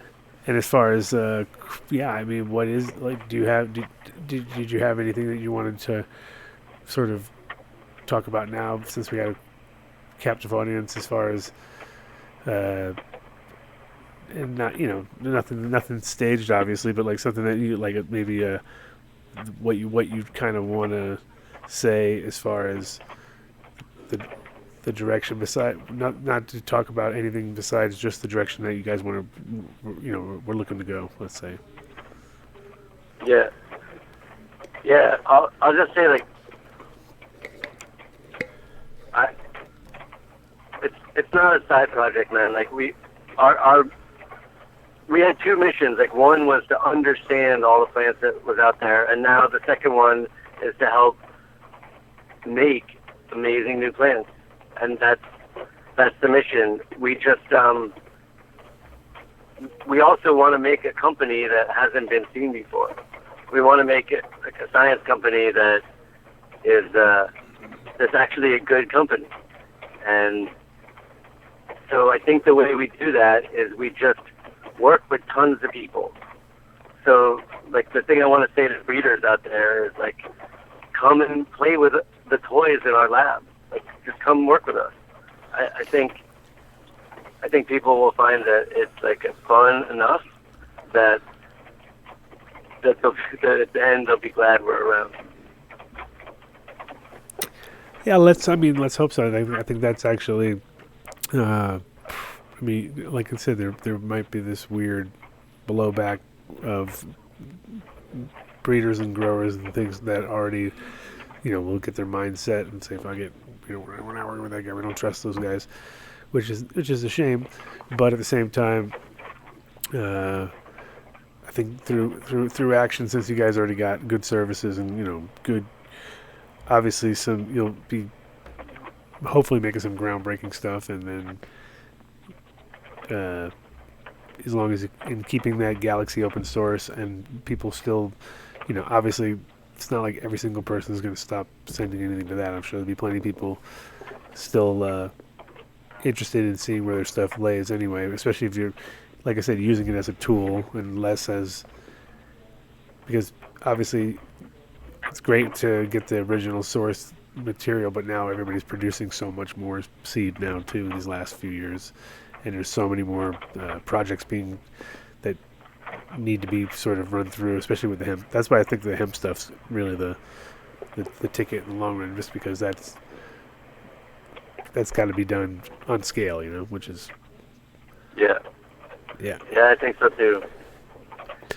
So, all right, man. So it's good to talk to you. It's always good. Yeah, it's always good, and we'll obviously keep an eye on this story. And if you want to talk again and you want to jump on the show anytime, and we can, definitely be. I think we'll have more people want to call. I'm going to have everyone say they wish they could have called in, but they're a bunch of pussies and they didn't do it right now. So you had your chance. All right. Thanks, Mowgli. Yeah, man. The next time I stir up a firestorm, I'll call you up and we'll talk it out again. Sounds Can't perfect. wait. Peace, my friend. All right. Take care. Be good. Peace. So now everyone's going to call, oh, where's Mowgli? No, it's good. I'm glad he called in. Yeah, it's tough. I mean, there's a lot of answers there that I would be like, if I was a listener, I'd be like, well, that's not what I wanted to hear, because I was kind of disappointed. Because I was like, no, I can see a better picture. No, but at the same time, I understand, when it comes to cannabis, people get real, get a little bit, territorial, actually. Yeah, it's just going to be an interesting line between, what we know cannabis as, and then what happens when it becomes kind of agricultural and a commodity or whatever, Yeah. And I think, the original idea of the Galaxy is really good. It's a little bit, I put things in there that didn't really make sense, and so I kind of didn't really go and put everything in there, and kind of like I was like, and I'm me too, so typical guy that that's my style. Yeah. Try it once and be like, didn't make me happy because that one should be related to that one, and it didn't make sense because I was like, what? This isn't right. So then, and that was early on, obviously, but in general, I watched, like I said, other people come in and just work with it really properly and get the most out of it. So it's a great service. It's kind of, a little bit of a fuck up when you don't bring it in smoother. It's just a little smoother. That's all that needed to happen, I think. And that was, the big issue. I think it just kind of hit everybody a little bit broadsided. And yeah, the canna crowd. You want to do some shouts? It's perfect timing. Maybe somebody will show up. Let's see. I got all these empty chairs. It's sad. It's saddest. It's literally the saddest looking show ever on 420. Well, when you're doing the shout-outs, you're perfectly in the corner there. I am, right? Yeah, so you can just go like that. And Other way. Oh, that way. Yeah, there you go. Okay, good. So, regular right Vanna out White. of the gate, we're going for New Millennium. No. Okay. Oh no, because those guys. Okay. We're gonna do those the last. Okay. Yeah, we'll do those last. We're gonna go new millennium. Okay. New millennium. Now we're good. Yeah. I actually saw Jaron at the show at the Dude Grows Cup, which was actually last week. It was pretty cool. After James was here on the show, we hit that up, and it was bigger and better. People were going down like flies, though, dude.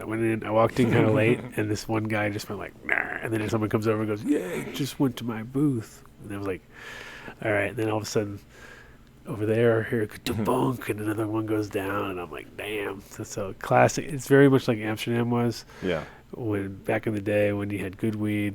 This is with dabs, obviously, but it was like good weed and bad ventilation. That's all you need. That's all you need for if you want to see people go down. You get that combination: the bad ventilation, a little bit of good weed. If they're slightly drunk, they're definitely going down. But then it gets kind of worse. But these were just like the low blood sugar level. Yeah. Yeah, the old pasty white, like, and then when they wake up, they're like, "What the huh?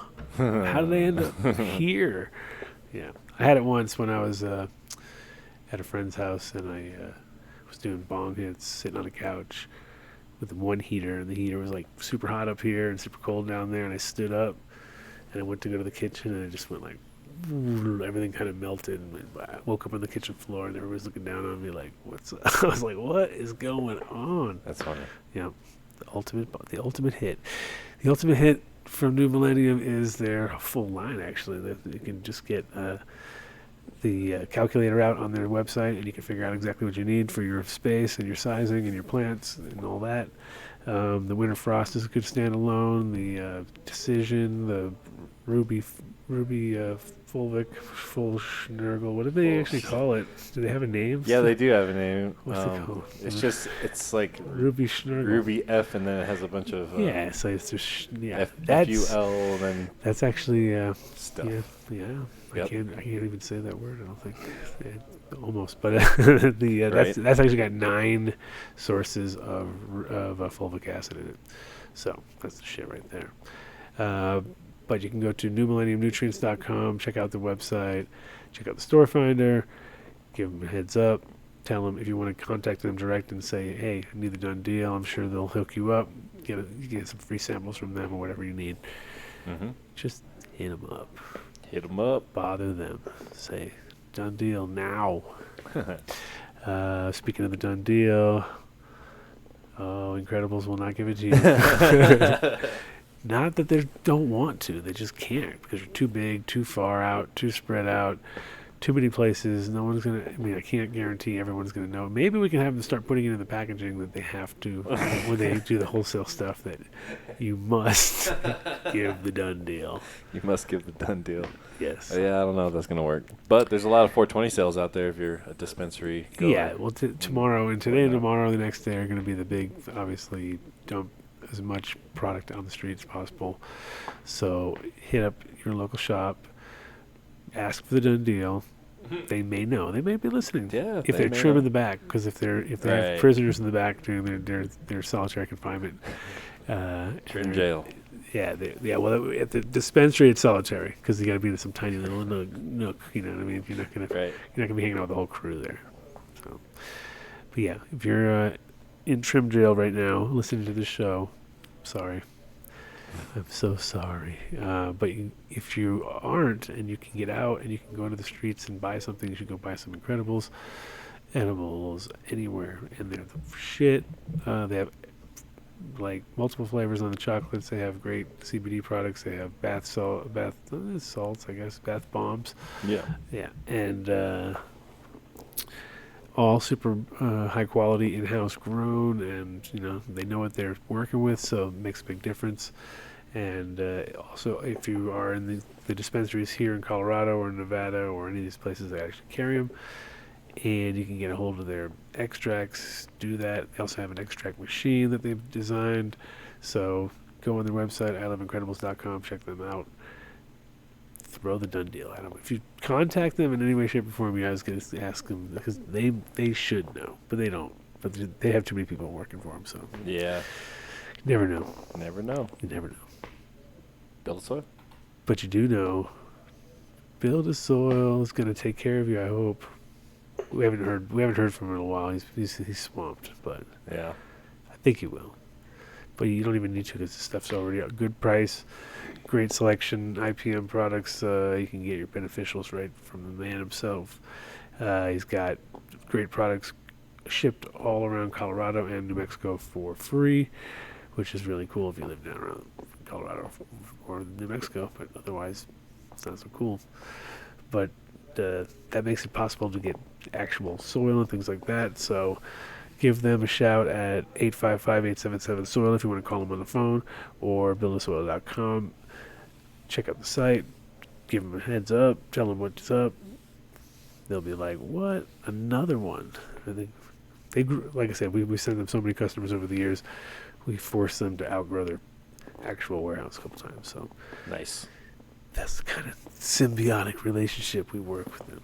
That's right. Dude, we're like mycorrhizal. Oh shit, mycorrhizal. Oh, What's damn. that? Boom. Just like this guy? Yep. WallaceWow.com. You want to talk about mycorrhizal? That's the guy. So, we are connected. And I talked to Ron. Ron's going to start giving out some free stuff. Ooh. Fun. He's been getting hit up by a bunch of our guys. Oh, really? Yeah. Oh, cool, man. So that's what we want to hear. Well, that's cool. So you want to come on the show? Probably have him on next week. Cool. I could hit him up now. But Hit him up. I could hit him up. But Mr. Ron Wallace is the man behind all the giant pumpkins and great stuff like that. He, whatever he puts his mind to, he crushes. And he's been selling his own mycorrhizal products that he's put together from his own dependable sources, and just nails it every time. So you give him a heads up. I think he's been giving 15% off just on everybody that he's been getting coming through. So I think that's his official deal. Nice. So give him a heads up that you want the Dunn deal. Get that 15% off, and I'm sure they'll throw a T-shirt in or two. So give him your size. Tell him you want the shirt. Classic baseball shirt. Right? Yeah, man. Oh, yeah. The one he's wearing in the picture. Exact. I've got one. Oh, nice. Yes, I do. I might do one of these. Yeah. There you go. Is that it? Oh, yeah. Yep. Oh, look at that. That looks yeah, great. yeah. Oh, that one. Yeah, it's the mycorrhizal one. The second one in. Boom. It's that one right here. Is that it? Yeah. Oh, yeah. Look at That's the one you want. Like I said, tell Mr. Ron Wallace that we hooked you up, and we'll take care of it. So, next. Green Farms. Green Farms. So, JW from Green Farms is going to turn 50. I'm going to turn 50 in like 2 months. So, it's on. It's on like Donkey Kong, bro. Oh, man. And He's got to bring that ridiculous...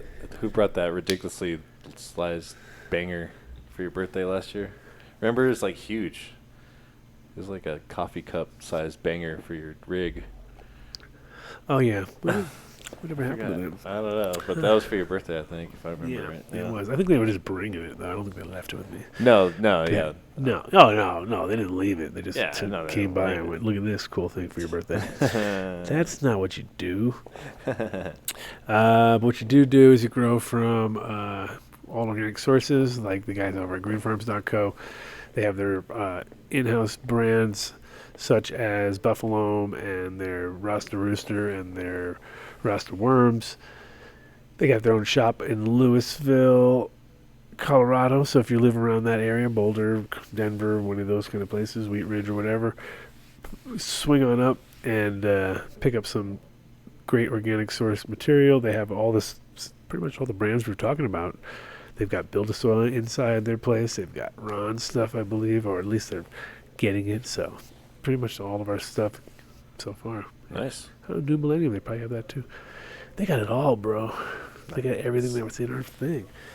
But give them a call or give them a shout online. And if you're in Colorado Springs, you can just go by their all no-till grown medical dispensary there, which is dope because you know that you're getting clean, properly grown, properly burning material. Because Colorado's one of those places that if it's grown bad and it's all dry here, it is nothing. Your weed will be like garbage. So this is like one of those places where growing organic makes a big difference, especially on the storage. And if things aren't sold right away and they're all sitting around, nothing left. Anyway, let's go to greenfarms.co, check them out, and hopefully we'll see you on this side. And they're going to be expanding bigger and bigger. Talk more about our birthdays on the next few shows.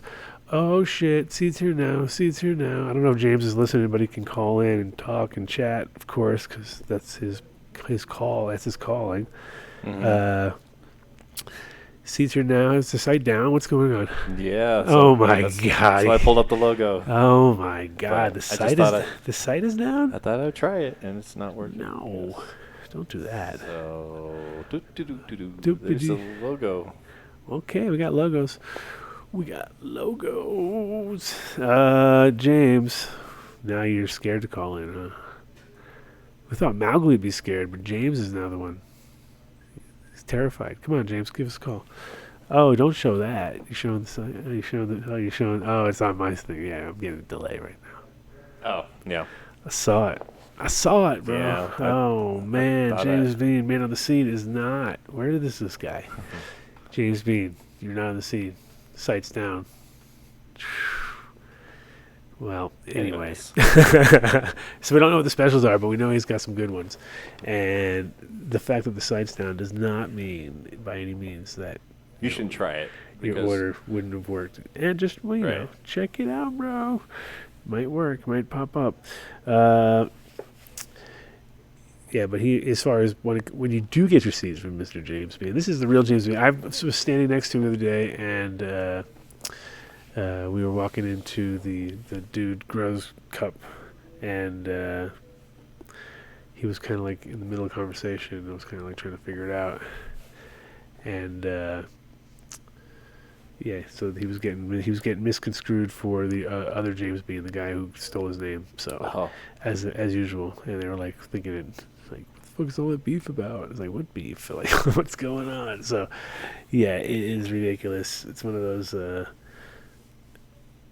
It's like Chat Gang says the site's working for them. Oh, see, because we just suck. That's good. Okay, perfect.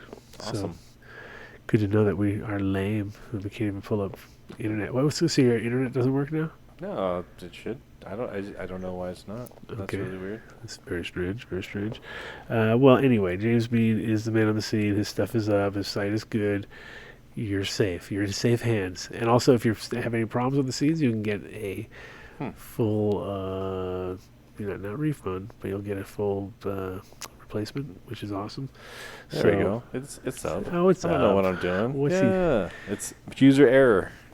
It was user error? On MTI's part. Really? Apparently. I don't know. Maybe I have a bad I thought you link were a in robot. here. I thought you were a robot. Oh, so... Yeah, that's what I do. Mario doesn't know where he's going. He's trying to call me. But he can call... just get on Skype and do his number, Mr. Mario. Who we have calling? Who's that? Who's coming around the corner? Is there somebody good? Or no? Same old people? No. He's standing behind us. Oh, it's not. It's not the other crew. So what do we got for specials? Give us a lowdown. Oh, specials, sales. Yes. Yeah. Okay. Monthly and flash sales. 4/20/19. 1 day only sale tomorrow. Grab bag tier 1 $30. Grab bag tier $60 while supplies last. April monthly sales. I don't know what the grab bag is though. I mean, I imagine just a bunch of stuff. That's good. Well, that's what grab bags usually are. Yep. Okay. Yes. Yeah. I think you'd be correct on that. Okay. Good. April monthly sales. These sales will start at 12:01 on Monday, April 1st, and will end at 12:59 April 30th. Exotics Genetics Triple OG line 7888.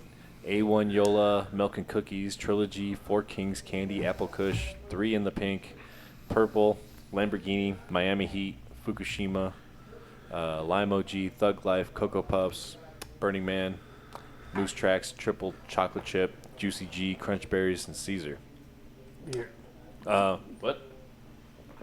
Can you call him at the bottom, Maz? Mr. Maz himself. Can you call him? Yeah, on I Skype? can call him. Yeah, on Skype. Yeah. There you go. Because I don't know, he can't figure it out. Because he's Maz. Okay. It's all right. Um, Because after our one main sponsor, which is Seeds Here Now, he's the man. We do have our newest, latest, greatest sponsor. Latest, greatest. Here I said that. I didn't mean the greatest. The latest, greatest. Because they're all great. They're all great in their own way. But as far as getting us the computer that just had user error because MTI is like a Ferrari, he's trying to shift it. Okay, we have to call him because he can't figure it out, right? yeah, that's what's happening. Here goes, coming your way, coming at you. Yo. Hello. Yo. Yo, what's up? So, What's good? what's up? You're live on the air. You're live, bro. I Are you, was trying to. are you driving? Skype. Are you driving again? No, I'm set up. I have like boxes of CMH behind me. I got an IL5, a 630 DE. I was doing that. I'm all set up, and I was trying to Skype you guys, but I can't get it to work. It's all good, man. Why can't you going get which part can't you get you to work? Because we just Skyped you, but we just Skyped what? Last time. We called him. Okay, so can't we Yeah, just... last time we Skyped on the phone. Remember, I was in the car. Now I have the laptop, the phone. I called Siege Master Dunn, but I don't think that's you. Sage I dialed Dunn. that guy. What? Who's that guy? There's like, I don't know. It was on Skype, so I had the camera up and everything. I He was ready actually now. calling We'll your just- Skype. yeah. Let's postpone. Why don't you call our Skype? Let's post. Why don't you do the Adam Dunn Show Skype? I'm trying to call you guys. Adam Dunn show Well, we'll Skype. do the Adam Dunn Yeah, Show. let's go Come to it. on, get it together. Hang out. Right Try it. now. All right, we're hanging up. Adam? Try it again. Come back. We're gonna get off. You're gonna come back on. Yeah, we'll hang up and just hit us up. Yeah, Hit us up and get it all set up. Adam Dunn Show. Pull your pants There up. we are. All right, see you in a That's sec. All right, peace. Oh shit.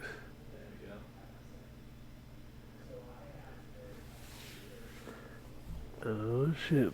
Come on, here he comes. Is he not coming? This could be a whole nother... Here he is. Holla. All right, but we can't pull you up on the screen. Okay. No, I'll pull you up on the screen. Oh, we can pull you on the screen. Yeah, what are you Sorry. talking about? I don't know. You're just seeing me right now, but Oh, yeah, I don't see what's going on. I have no yeah, clue. you can't see anything. All right, so I'm gonna. Yeah. I'm prepped now, dude. Prepped? Oh shit! I'm scared. Do I turn video on me or you do it? No. I don't know, man. I I'm knew, not- I knew this would never work. Oh, there we go. Oh shit! All right, so I'm gonna get you in here in just a second. I just saw you. I didn't see nothing happen. Now I see. You see me now, Adam? Oh yeah, dude. We're like in front of you. Where is this? People are like, are you calling in? I'm like, I'm waiting for Adam. They're like, he said he's waiting for you. I'm like, okay. Oh shit! You got a light? Throw a light on your face. Come on. What's that? Yeah. Where's all the light in here? Turn on the light. Jesus Christ. At least you're not driving. This is way better. There you go. You're a lighting company, bro. You can't be all fucking in the dark. That doesn't make sense.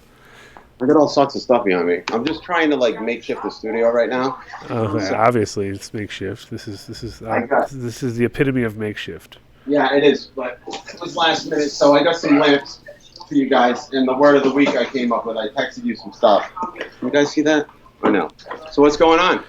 Not much, man. I'm still dying you up in here, so no one's seeing you yet. But Oh, no one sees you except I'm seeing you ish on the side there. That's what I see. It's great. It's a big mess. It's perfect. It's just what we expect. all right, Big giant pile of stuff. It's not really a mess. It's a good mess. Expensive mess. I saw the Phylos chat. That a lot of cool comments in there, huh? And this show, the upgrade is awesome. I didn't see the live chat before till today. Oh, you figured it out finally? Oh, good. That's good. Yeah, it's tightening up all the time, and I'll be back on the road again in the next week, so he'll be back onto the whole studio green screening again. So you'll have to get your green screen in order, okay? The green screen's getting in order, yeah. Okay, you can get one for $150. You can pop up one, strip it. That's just, we've made progress here because I didn't talk to you till 5 or 6, and I was like, add it to your expenses. Add it to your expenses. So we basically we haven't. Okay, well, so before What's going on right now? You have him in the front. Well, No, I'm he trying to can't. figure him out. I can't get it going on over I knew here, that so- would happen. I I knew. know. Nobody wants to see him. I'm working it out, but I have you behind Illuminar right now. Who, me behind Illuminati? Yeah. Or in front of Illuminati? In front of. That's All what- right, I'm in front of Illuminati. I don't All want to be right. behind that shit, I'm man. trying to get you dialed in here. Put me in front. But if we have to do this contest, then I have to dig into the. Oh, yeah. Well, So yeah. where's So- that? On his No, face? no. I got it right over here. Okay. But yeah. So we I'm have not we gonna have pull we it have up. our first attempt that we're gonna do. Yeah. Do I have to text you the names of the word? Because you probably can't remember it, right? No, don't say the word. Just, don't say the I'm word. just saying. I'm looking at your eyes right now. I tried to text it so it was like we could pronounce the words because they kind of. I know. I did it like that on purpose because I couldn't come up with anything because I was useless and I was all high and I was trying. I even texted. And Right. okay, so you don't say the word anyway. You just want to know you know And the you were word. talking No, about- just don't say it. If you say it, I'm looking you're at my gonna- plate. It's got the green font. don't do it. I'm so Why not? worried about you. Like I was so worried about you blowing it somewhere along the line just because I don't know if you understood how the game actually worked because one of those. Does Maz know what he's doing? Will he blow it? Will he No. just get online and start saying it over and over again? No, I hope not. Anyway, you did a good job. It's been a whole week. We can't say the word, so don't worry about it. They have to say it. So I'm just making sure that you did pay attention I at understand. the moment in time. All right, cool. And then you have a word. We had a choice of two, and I didn't really pay attention. But you're going to come up with the next week's word. I have about That's your job. 10 words. That is not 10 words. I want one word. One word tomorrow. I got those. Just give me those. Give me that. Just give me that one. Give me that one word. All right. So we're gonna do the one word. But we're gonna do that after the excitement of the other one because that gets everybody like they can't remember because now they'll know when to look. This will be like right in the middle of all the excitement and the word of next week is and then booyah that'll be your cue. All right. So that's all you need to know. So the 315 Cole won last week, right? I believe he won the 315 CMH. That's pretty dope. Yeah, he's and tell us about that model and tell us about what year they're going to get them. What year will Cole get it? What year is what? What year is he going to get it in the mail? Is it coming? Has he already got it? Yeah, he thinks a 220 plug's a Euro plug. That's a running joke with him. About a year ago, he posted in the Growers Coalition. Why do I have a Euro plug with my picture? We're like, no, that's a 220, bro. So we joked with him about that. He should be getting it like this week coming up. Nice. It won't. Canada's easy because they're up there too. Canada. Okay. And He's got that with, it's got a 3x3 throw on it. I believe he's getting a 4K ceramic lamp or veg. And he's also going to add to his arsenal probably with a 630 and a couple more 315s real soon. That thing's tight, dude. It's a horizontal reflector, but it's built like a tank. I don't know if you've seen it yet. I didn't have them last time you were here. No, I didn't. So what was the what is going to be to this week's model? Are we doing something different? Are we changing it up? This week's model, we're probably going to do a 315 once more, but I want to do like for the word. Switch it up. Let me see what I have here. We got that pile back there. Do this like this, I know, but I have the 630 watt double-ended CMH, and that thing is dope, dude. It runs a 3K lamp, 4K, or a 3K red. You can flower with that. It's like one of the best fixtures I've ever ran. So I got that in flower now, supplementing that with some HPS. So we'll do that one actually. That thing's money, and we'll give away a 3K lamp with that because I'm going to assume they'll use it for flower for the 630 watts. Yep. It's double-ended, okay. So it's a single lamp with 2 arc tubes in it, 2 ceramic arc tubes, and it's just you run it at 630. Do not dim it. You could dim it, but don't dim it because you'll mess up the arc tube on it. Yeah, I think with most of those dimmable things, you kind of like you're better off running it at what it is, and then if you really want to go with and have the extra boost power or whatever bullshit on it, you could do that, but that just wears away. That just basically ruins the lifespan of the light by whatever 10%. Yeah, 20%. I'm the class. I think you should just be able to boost it and not dim them because people sometimes they'll they'll dim them and they won't even know that they dim them. So we could do that, or we could do the or they hang them too high and they can't get to them and they just fucking fuck it all up. You're like, what are you doing? It's on 600 when these are thousands, and it kills your bulbs real fast. That actually like hurts them worse than the it totally does, overkilling them, you know. And I beat that in their heads, dude. Another thing that I would like to do is another 1,000 watt. Like, hey, Skunky, shout out to Skunky when he won the 1,000 watt a few months ago. Oh shit, yeah. But, we're giving away we can start adding all these up, and we'll be like MSRP $10 million dollars worth on the Adam Dunn Show. I want you guys. I want to showcase the 1,000 watt metal halide lamps we have. They're double ended. We have a 4K. We have a 6K, a 10K. Right. The 4K you can use in veg. Or flower. I had it in veg. One light. It's so bright, dude. They run a little hot, so you want to make sure you have enough BTUs in there. I say about 3,600. But we'll do a 1,000 watt fixture too with either a 4K. We'll let them select, depending on the person and their environment. 4K. Oh shit! All right. Mm-hmm. So, but the 630 will be this week. The 630 CMH double ended. Oh, you're talking, okay. That was for the gotcha. All right, so yeah, this week's we're stepping our game because I figure if we just start giving away 315s every week, everyone's gonna be like, "You guys, come on." Yeah, no, we can't do that. They're dope. We got to work our way up to those fucking the ILs. Exactly, that's like the pinnacle. Yeah. Actually, it should have been this weekend because it's like this is the 420. This is 420. 419. Today is bicycle day. Remember that too. Everybody take their bicycle medicine. Get out there. I've got a bike. You can ride it if you like. Sid Barrett. Oh shit. Yeah, dude. And then so are those available yet? Those IL7s, the bars, are they even out? Or I have an IL5 behind me, which is actually, if they're listening, Colin at Happy Valley. I have an IL5 in the tail there. I put a pic of it up.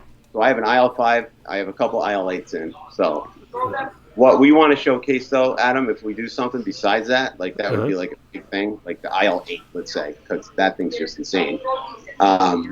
We'll do like the ILWs, the bars now for cloning and propagation. For them too, probably a couple of them. If we have them in, I'm not sure if we have them in stock yet. But for you, we do. Okay. Well, yeah. Not for me. It's for the winner. It's for the winner. So, how are we gonna do this with the chosen one to see if it works? I have them pulled up right here. Do we need to call them right now? Are we ready? Well, I thought we're gonna. Are we gonna? You want me to read the submission? Just the highlights. You don't have to read the whole thing. I mean, it could be like, first of all, not name or anything, but just like, what kind of person we're talking about here? Because we had to pick these out of a bunch of different ones, so kind of like to at least have a. Okay. Gives us a little control too, which is nice, but. But at the same time, it's, this listener otherwise says it's Tony Baloney every fucking week. That's the problem right there. This is anti-Tony Baloney. He thinks you get an IL8, Tony. Just hold up on that. Of course he will. Of course he thinks he's going to work himself. I almost guarantee he will be the guy who gets just without even knowing it. It'll be him. But tell us. Sorry. Okay. All right. Our listener here is a Denver native and a mom to an awesome 14-year-old daughter, and her and her daughter were hit by a drunk driver on her birthday, October 2014. They sustained a fracture in the spine, and my daughter was injured in the accident that she suffered from seizures and reoccurring migraines. Let's see here. Basically, she was prescribed large amounts of medicine by my physician, a laundry list, to name a few. Of the 18, there is fentanyl, Oxycontin, Xanax, Ambien, Valium, and the list goes on. Smoked recreationally since she was a kid, and the plant helped her get off and stay off all traditional pharmacological medications. Right. So, yeah, it says that it honestly helped save her life, and she could use a light. Okay. See, that's right on. We like that. See, we like stories like that. We like stories like that. It makes us feel like we're doing good things, not just stacking up into some fucking guy like stacking it like you behind you. Like, that looks like the stack we don't want to see. Want to see that? I wish I could pull you in on the video here, but I'm having trouble. With we can't. Here, so. Okay, so we're gonna give. We should ask her what kind of light would be optimal for her environment too. Okay. Well, we do gotta call her up. So. All right. Well, yeah, she might not be the winner because she might not answer. We want it to work for them, you know. And if it's going to be too much or too little. And who are we asking for? Katie. Katie. Nice. All right, we are calling now. Dun, dun, dun. Hi, you reached my mom and she can't get to her phone right now. That was it? That was Katie? Yeah. I'm gonna call back Mario. Huh? I'm gonna call back Mario real quick. So that was Katie's? Yeah. Answering machine. Hello? Yeah, that was her answering machine. All right, answering machine. Should we pull up another one? She's shit. in the chat room. But huh? She's in the chat room. Oh, she is in the chat room? Yeah, but we can't get her on the phone. Wait a minute. So she's in the chat room, but she's not on the phone? Yeah. Well, the name on the email. Yeah, is Katie Page. Oh wait, yeah. There she is. Oh my God, I won. Yeah. All right, we'll get her on the phone. All right. So yeah, we got to get you on the phone. That's the second part of this whole You didn't thing, win nothing yet. You got to know the word. Right. You got to know the word. The either word of call the day. Us or we call you. Because you can't say it on the thing on the chat, obviously.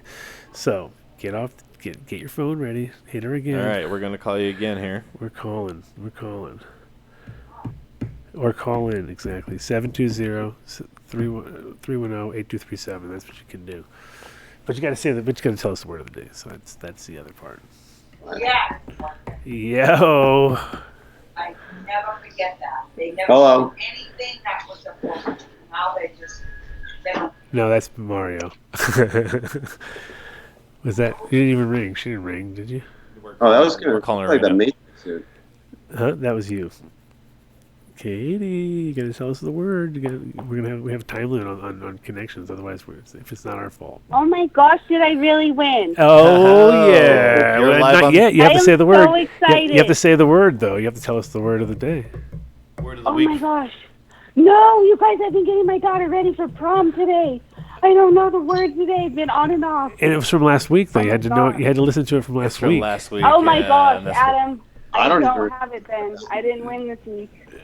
I don't have the word from last week, you guys. That's how it no. works. That's how it all works. You have to Okay. listen. So this week you have to listen. It's still to- cannabis still saved my life, and it still is great. And I know somebody else. understand. You never know. Mario is going to know. See, Because it was something funny. we had the perfect. Well, I appreciate the chance this week. I guess I'll resubmit my stuff. Yeah, you have to make up a whole new story that sounds even better. No, I don't think so. Oh man, that was a hard one to make up. It was. I know. But- It was not made up. We know that. But Oh, come on! Somebody tell me in the chat group. Come on, guys. If It's you, like I mean, veal or something. what do you think, guys? What do you think? How is it working? We're just gonna. I think she should qualify because I don't even know the word. I mean, Oh my God, Jesus! Like- It is a terrible word. It's It's like a a food it's a word. I terrible freaking know word. what It's it a was. terrible word, and it's made up. But I mean, somebody should at least get it to her so that they can. badass phallus or something. I'll allow you to do a call out. You can do a call out to somebody else if you want. Call out. Yeah, do you know, like you can call somebody for help. You know, who could you call for help that you know on the chat? That I know. Somebody on the chat can that you know that you can call. You can call them right now, and I'll give you a chance to win like that. How's that? Because then, at least it's not that easy on the Adam Dunn Show. I can't be the biggest pushover. Nothing that I know. Personally. Oh, they're already telling us on the thing. Oh, it's over. Hook her up. Look at this, Mike West. Is it Snarf? It is Snarf. Shut up, it's Snarf. I couldn't think. It's because I couldn't think of the word last week. So now this week we're going to come up with a way more intelligent one, Hey, right? I just had Snarf for lunch too, so I know that word. That's a good word. Oh, she had Snarf. It was a perfect day then. You double Well, snarfed. Plug. You double snarfed, and now you have got yourself a light. So listen, he's got a 630 double Well, you ended. guys don't understand. This is like my first. This is my first throw. Okay, so then it's the like, so then the this is helping 315. make that up for the very first time. So 315 I'm so excited. I got you.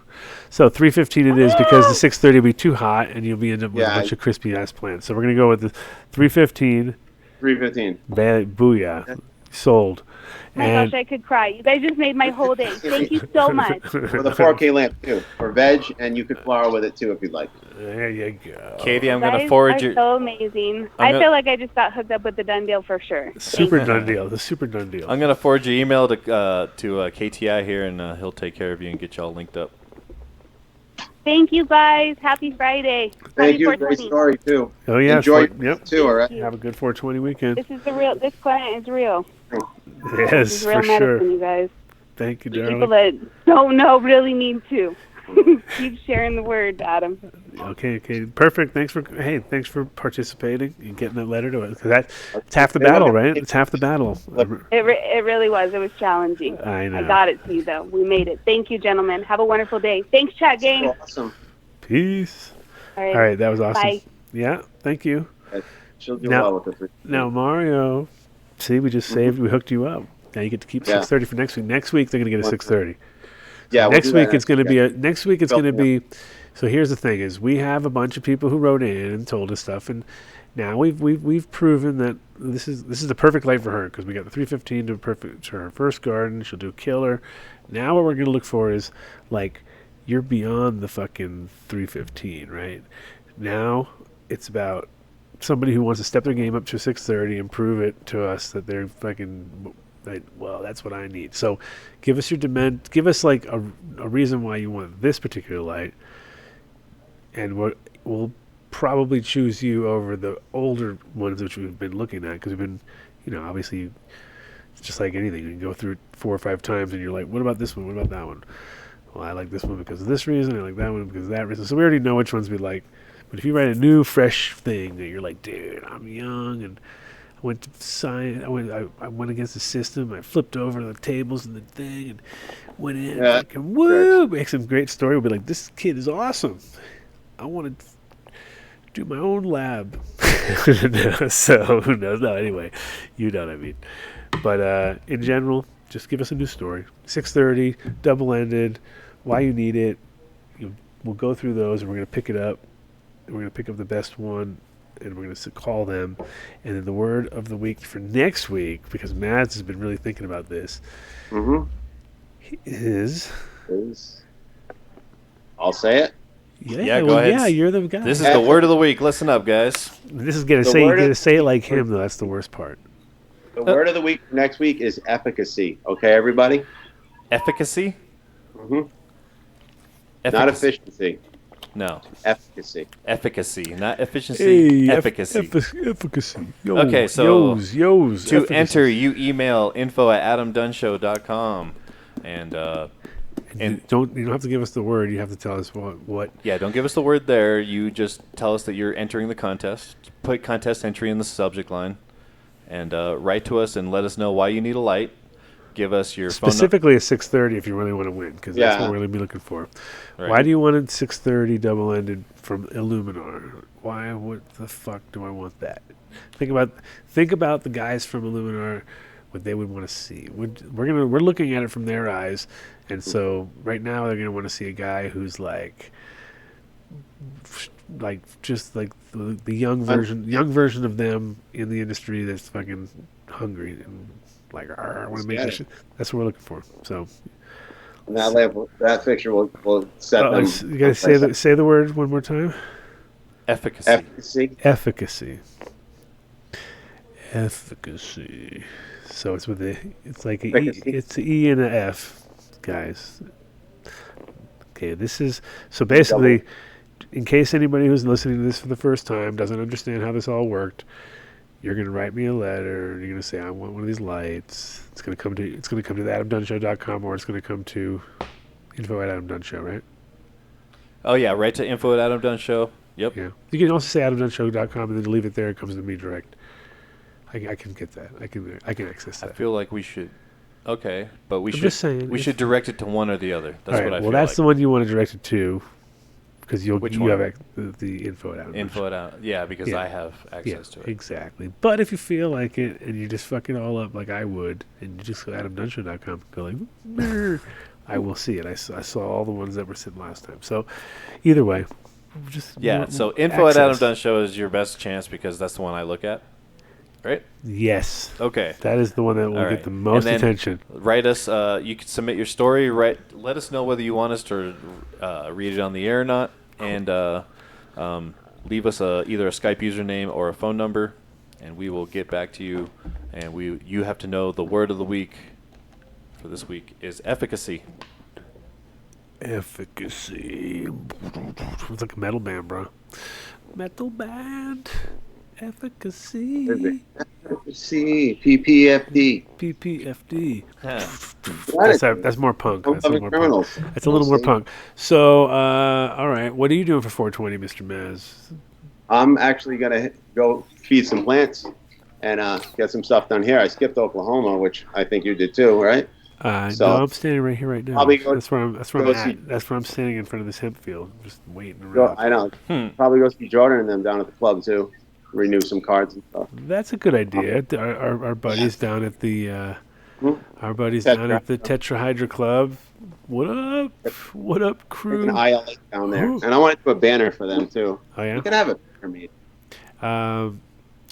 Yeah, I haven't really planned anything on purpose. I'm just decided I'm going to take it easy-ish, but I probably won't. I'll probably end up getting dragged from here to there to wherever. But I've been out of town so much I didn't really care about leaving anywhere right now. So yeah, you're everywhere. It's a little hard. It's a little hard. It's tough, bro. It's tough life. It's tough. All right, relax. So anyway, so Maz came through again like the woo with his fucking lights. Booyah. Right? The 630s is such a dope fixture too, and it really is. MSRP with a lamp's like $560, so that thing is just money. So if you're serious and you want that lamp, then definitely get to Adam and write him that letter and kick some ass, because you will with this. Yep, and that'll be the done deal, obviously. And if you got to contact you for the done deal, obviously that'll just get filed in under the mega gigantic folders of done deals. Never to be paid. No, just kidding. But in general, we'll have every week for the next foreseeable future a fixture. Foreseeable fixture. LEDs eventually. Yeah, for the next foreseeable fixture is how we're going to call it. There you go. But this 630 it's the bee's knees. No.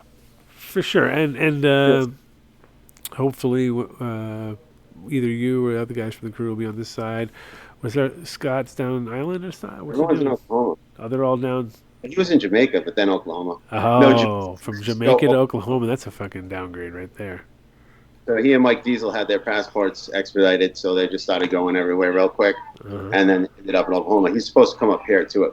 Scott is definitely never usually get those combinations where it's like, I got my passport and then I went to Oklahoma. That would be the worst idea ever.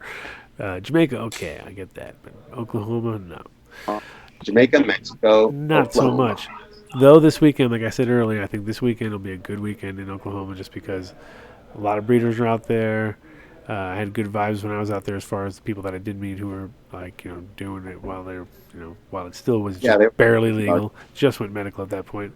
Yeah. But now it's it's weird. The same when I saw Yair's video of him down in South Africa, which looked like industry looked like it was not mature, but like quickly leapfrogging from like nothing to something. You know what I mean? Whereas, that was, and where was the gentleman speaking in it?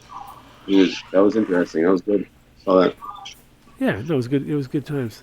I think it's getting global real quick, which is awesome. So it's like one of those things where it's hard to tell whether you're in the States or South Africa or Australia or wherever when you walk through some of the shows, because they have such a familiar vibe. Since it's like you're gonna have the vape companies, and you're gonna have the guys who have it all polished and well packaged, and then there's gonna be one or two kind of funky old hemp vibe booth or something like that to keep. I saw that in the New York show, whatever. Yeah. Speaking of New York, wait, May 31st. That's gonna be fun. That's coming up quick too. I know it's like there's literally so much over these next few months coming down. It's crazy. Dude. 420 is now literally just the beginning of the fucking tidal wave of events and places that people are at. So it's kind of like. Well, let's do it. And I just hope everyone, when they hang their lights, they do it correctly. So I'm here for that. They need help. So. Well, that's your job, my friend. You have to you have to. First of all, you have to tell us the word of the day. That's like word of the week. That's your first and most important job. My first. Yeah. And then after that, it's like when you're gonna talk. Because what we can do is, we can either. We can have a 5 minute. We can have a 5 minute chat with Maz, and you can get like your dimension. They have to give us their dimensions, and you can be all like, and then booyah, they have the perfect. It's the whole room will be 7 green. foot 1 inch. I was going to do it from a flower room, but with the fans in there, it's just you guys aren't going to hear me. So we'll work on that for next week. Yeah, no, you don't want to have fans and stuff. That's a bad thing for trying to be on a podcast.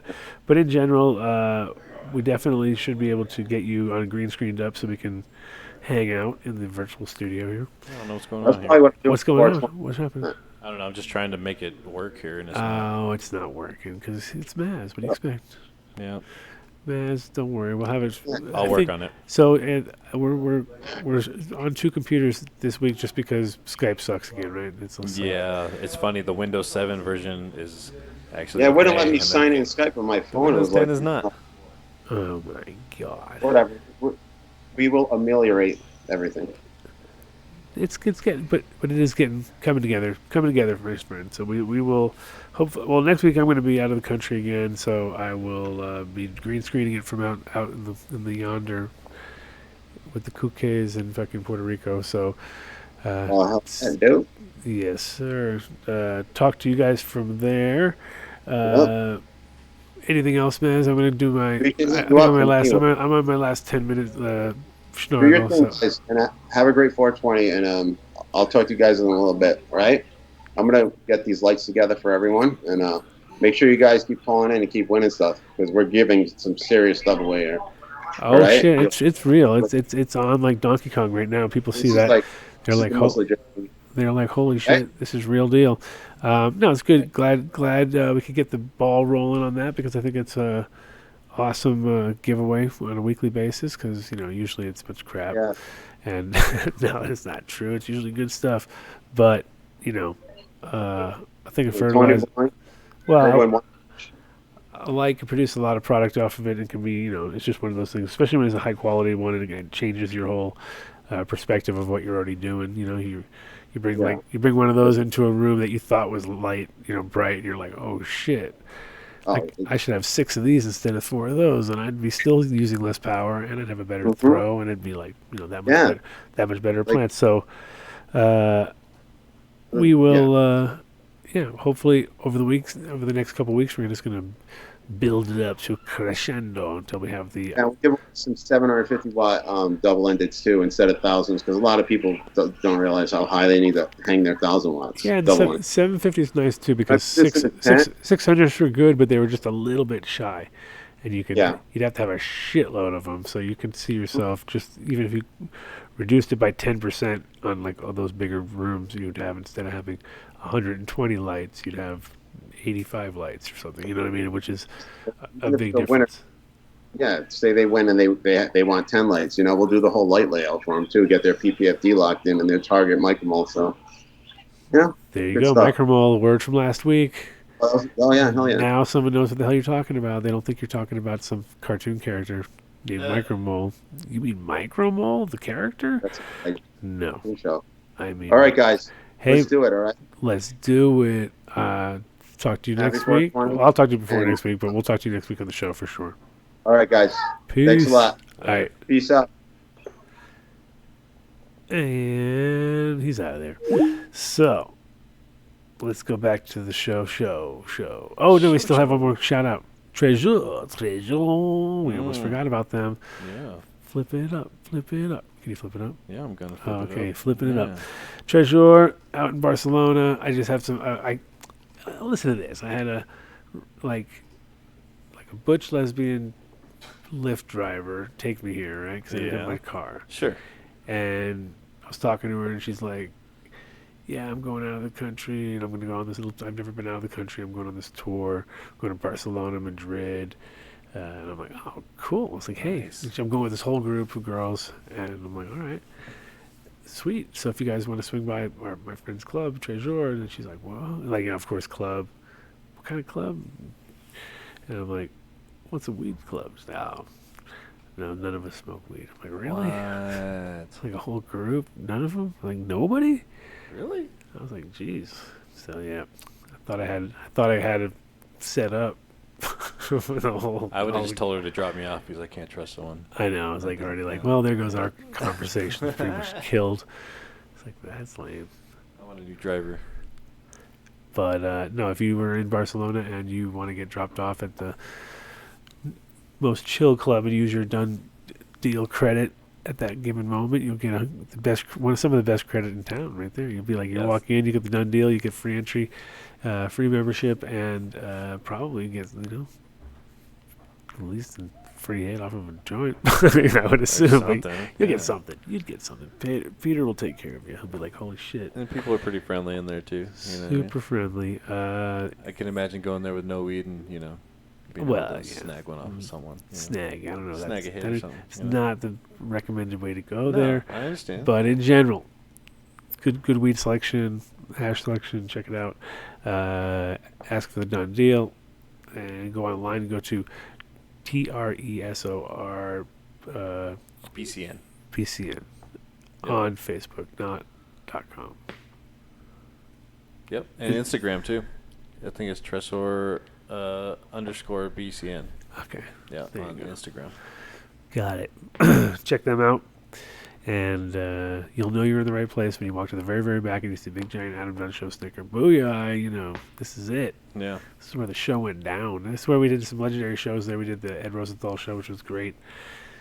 There's a few. It's funny. Like, lately, I've actually had probably four episodes I've watched, which have been like, I didn't watch the whole thing, but I watched a lot of it. Nice, dude. Just because it was in a cool location, and like the one with Ed was good because he really sort of, talked some pretty good fucking shit. Sure. And usually he's just like really difficult. He's like one of those. He's like one of those guys who's just talking shit. And this time I actually think he really put down some pretty good ideas. And what was it? The other was a couple other ones. The Shiloh one was good, and the all the interview stuff was and good. Mr. Hayes, that was also good. All that site interview stuff was good. Yep. On site. So, any other shout out? How was your weekend? Oh, you know what I did get? Shit, I just realized. What's that? I know what I got. So I have to go get Nick on. No, I could do it on Monday, maybe after school. I got a season pass to Elitch Gardens because I know are they closing down next year? Yeah, I think it's going away. Yeah. So I figured I might as well from get that it. location at least. And Nick is like 46 inches. He needs to be 48. Oh yeah. So I'm gonna have to like give him like some fucking platform shoes. Yeah, or something. something like, here, put these in your fucking thing. Those old Skechers that are super tall or something. But you know how scary it is when you're that size and then you're like just a little bit too small. Oh yeah, man. Because that's when it's the most scary. Scared of falling out. And oh stuff? yeah, because the thing doesn't even come down on you. It goes like this. It goes like, and it's like there's this huge gap, and everyone else is all, and you're like, I can just jump around down here. This is not good. So I don't know. We'll see. But they have that new Meow Wolf ride. You heard about that? Oh right? yeah, right. And so. Well, no, I haven't heard about that. So they're doing because I know the exhibit. It's already there. Oh really? So it's there. Oh. They took over one of the rides. Oh. Which is kind of like the slower move. Gotcha. And they've turned it into a Meow Wolf thing, which looked okay, but looks like it could be cool, but it's definitely like kind of low budge, whatever. And it's like I was like I don't know, but so I got one for Nick, me, and Cece. So that's gonna be our when we're here, kind of something, because when you buy the season pass, things are pretty good because you get like free parking, which is huge. Yeah, that's huge there. So you're like, well, why would I not buy that? Because if you want to go more than once, you pretty much got to buy it anyway. Yeah. So yeah. Anyway, so we go check that all out and do that Meow Wolf ride. That's gonna be dope. Nice. 420. I don't know what the fuck I'm doing. Anybody got any ideas? Send it out here. Tell me what's I'm up. gonna go stand in line for a CBD burger, dude. That's all you're gonna do? Just kidding. You should do it in video. If I do it, I'll video it. There was a guy online. I forget who it was, but he was saying Jake Brown, right? Yeah, he said he was getting paid $1,200 to do it. Go do it. Yeah. That fucking guy. I'll beat him to it. I know. I'll do it live. We're doing it live. I'll try to overdose. You should try to overdose on the reef. Can I get 12 CBD burgers? Yeah. It's a little bit weird. It's one of those things where it's like, it's funny, but it's also sad. It's like one of those, like, at the end of the day, you're like, all right. When it starts getting into like squirting on burgers at Carl's Jr., which is like so idiocracy. Totally. Again, once again, it's like the next stop is Gatorade, like throwing in that or something. Brondo. It is like the Brondo. We're at stage Brondo now, almost. And it's also. I mean, I think what people don't realize, which especially like I'm not really concerned, but I think it's going to kind of fuck up the whole system, which is a lot of people are doing lots of little bits of CBD this and CBD that and CBD this and CBD that and this on CBD and rub this all over you and do that and do this. Yeah. That I think, considering that it's going to be,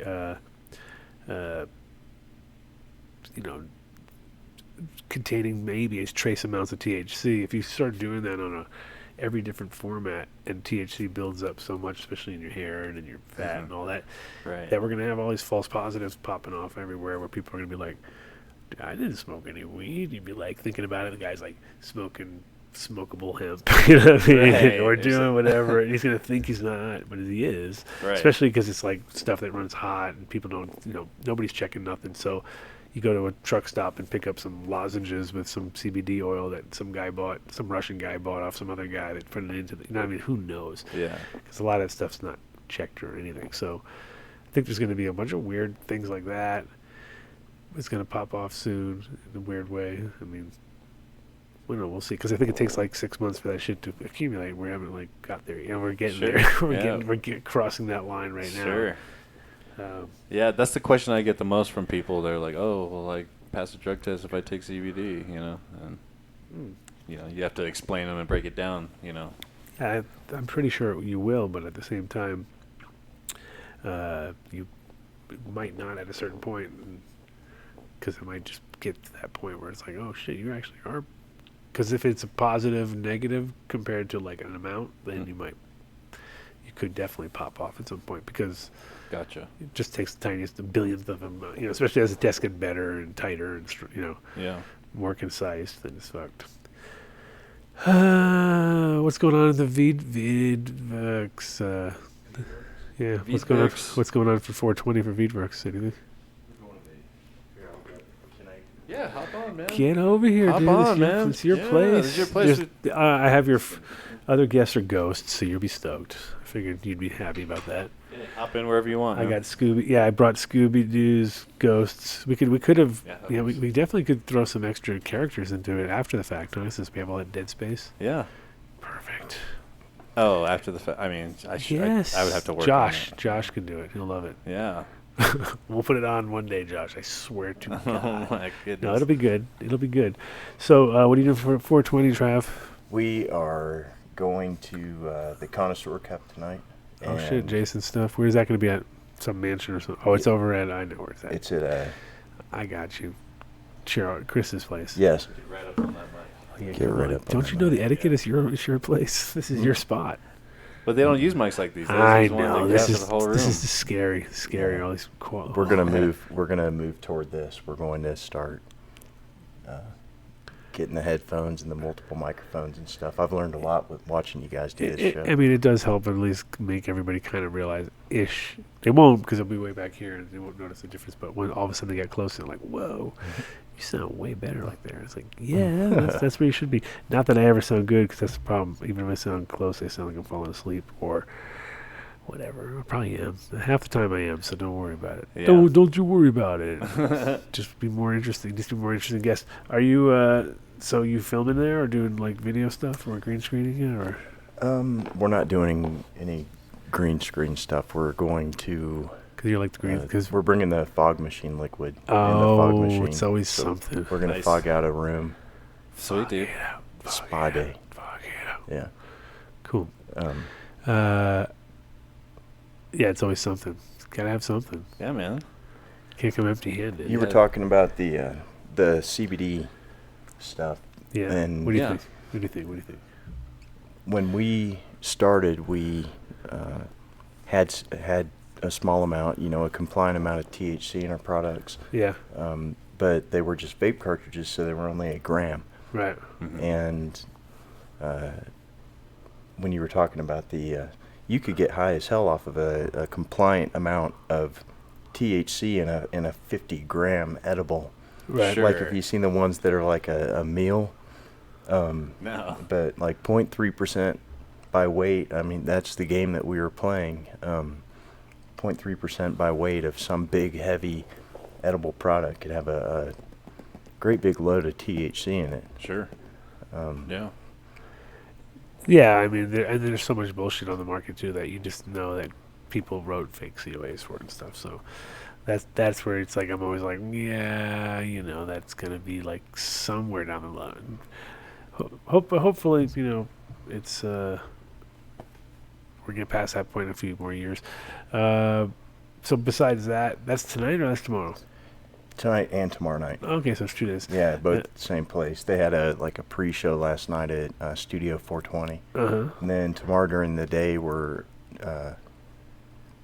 the spa thing is at the Mansion. Gotcha. The Connoisseur Cup's at some place I haven't been to. Sweet.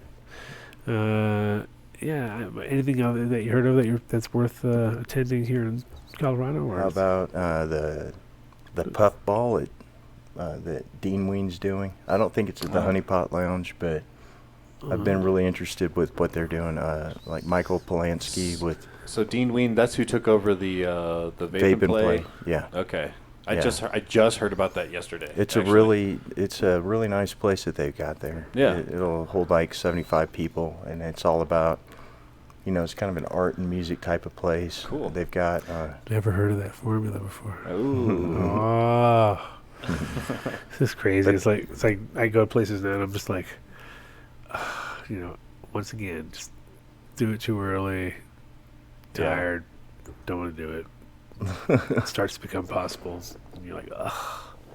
Helps if you start off being a rock star. I know, but right. But he had it easy. He just walked in and turned key. That shit was already ready to go. He didn't have to do nothing.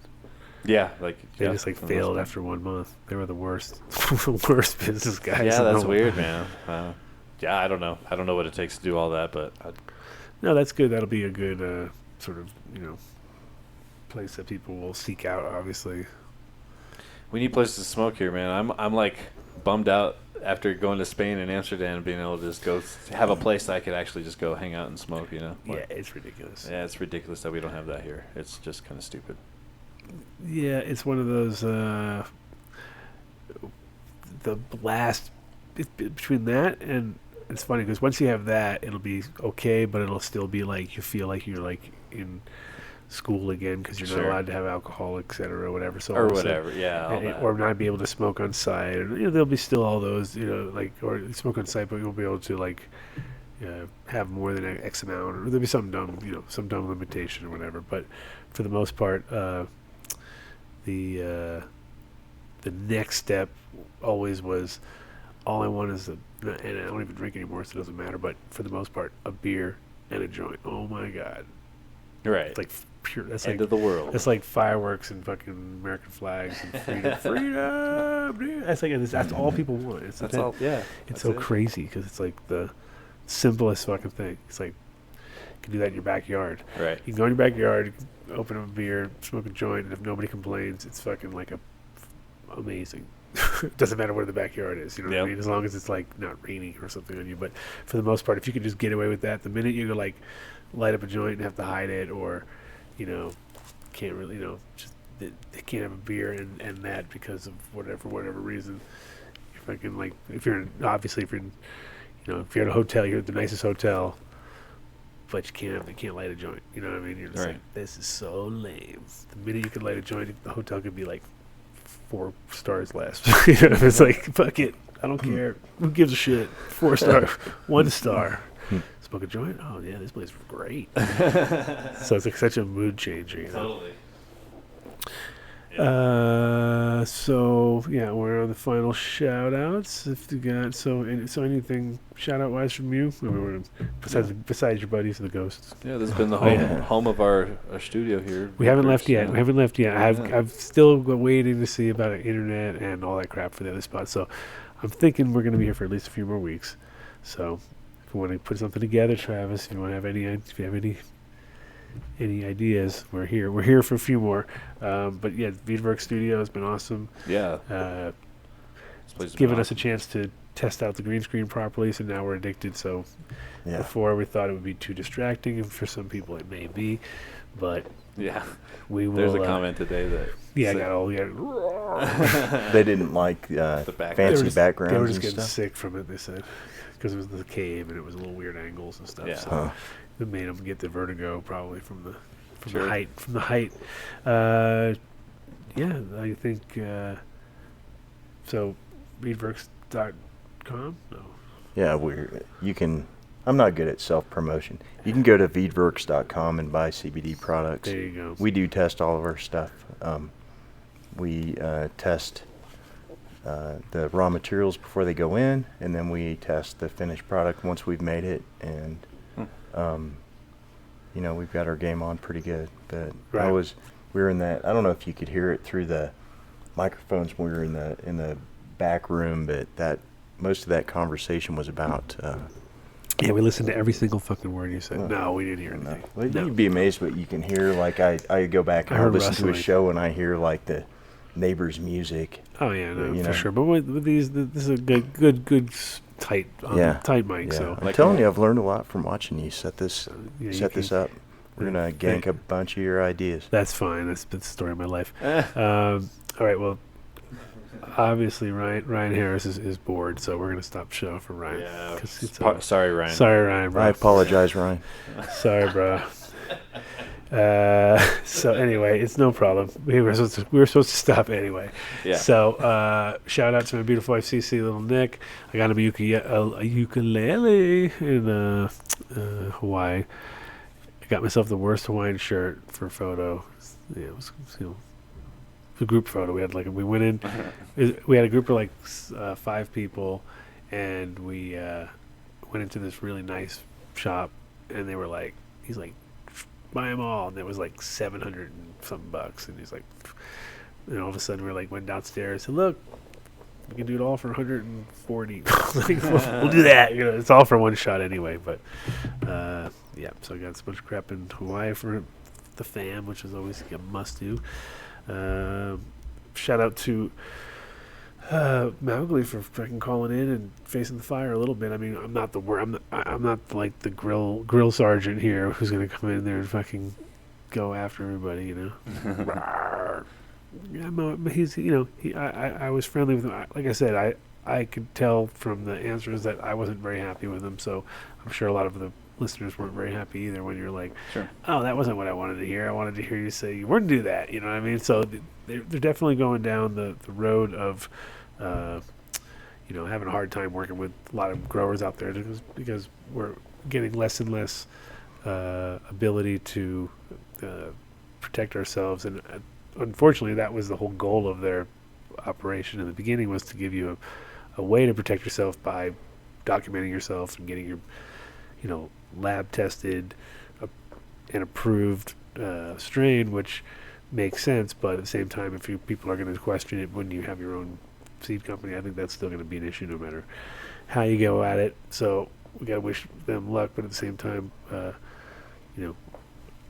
say what I mean, which is like definitely it's the same thing that Hawthorne Group did when they came on the show and kind of said that they wouldn't still sell Roundup, and I was like, well, if you sell Roundup, then we can't really support you. That's just the way it is. And it's like, okay, well then if you don't support us, we'll have to sell Roundup. And I was like, that's not how it really works. You know what I mean? That's not how it works, my friend.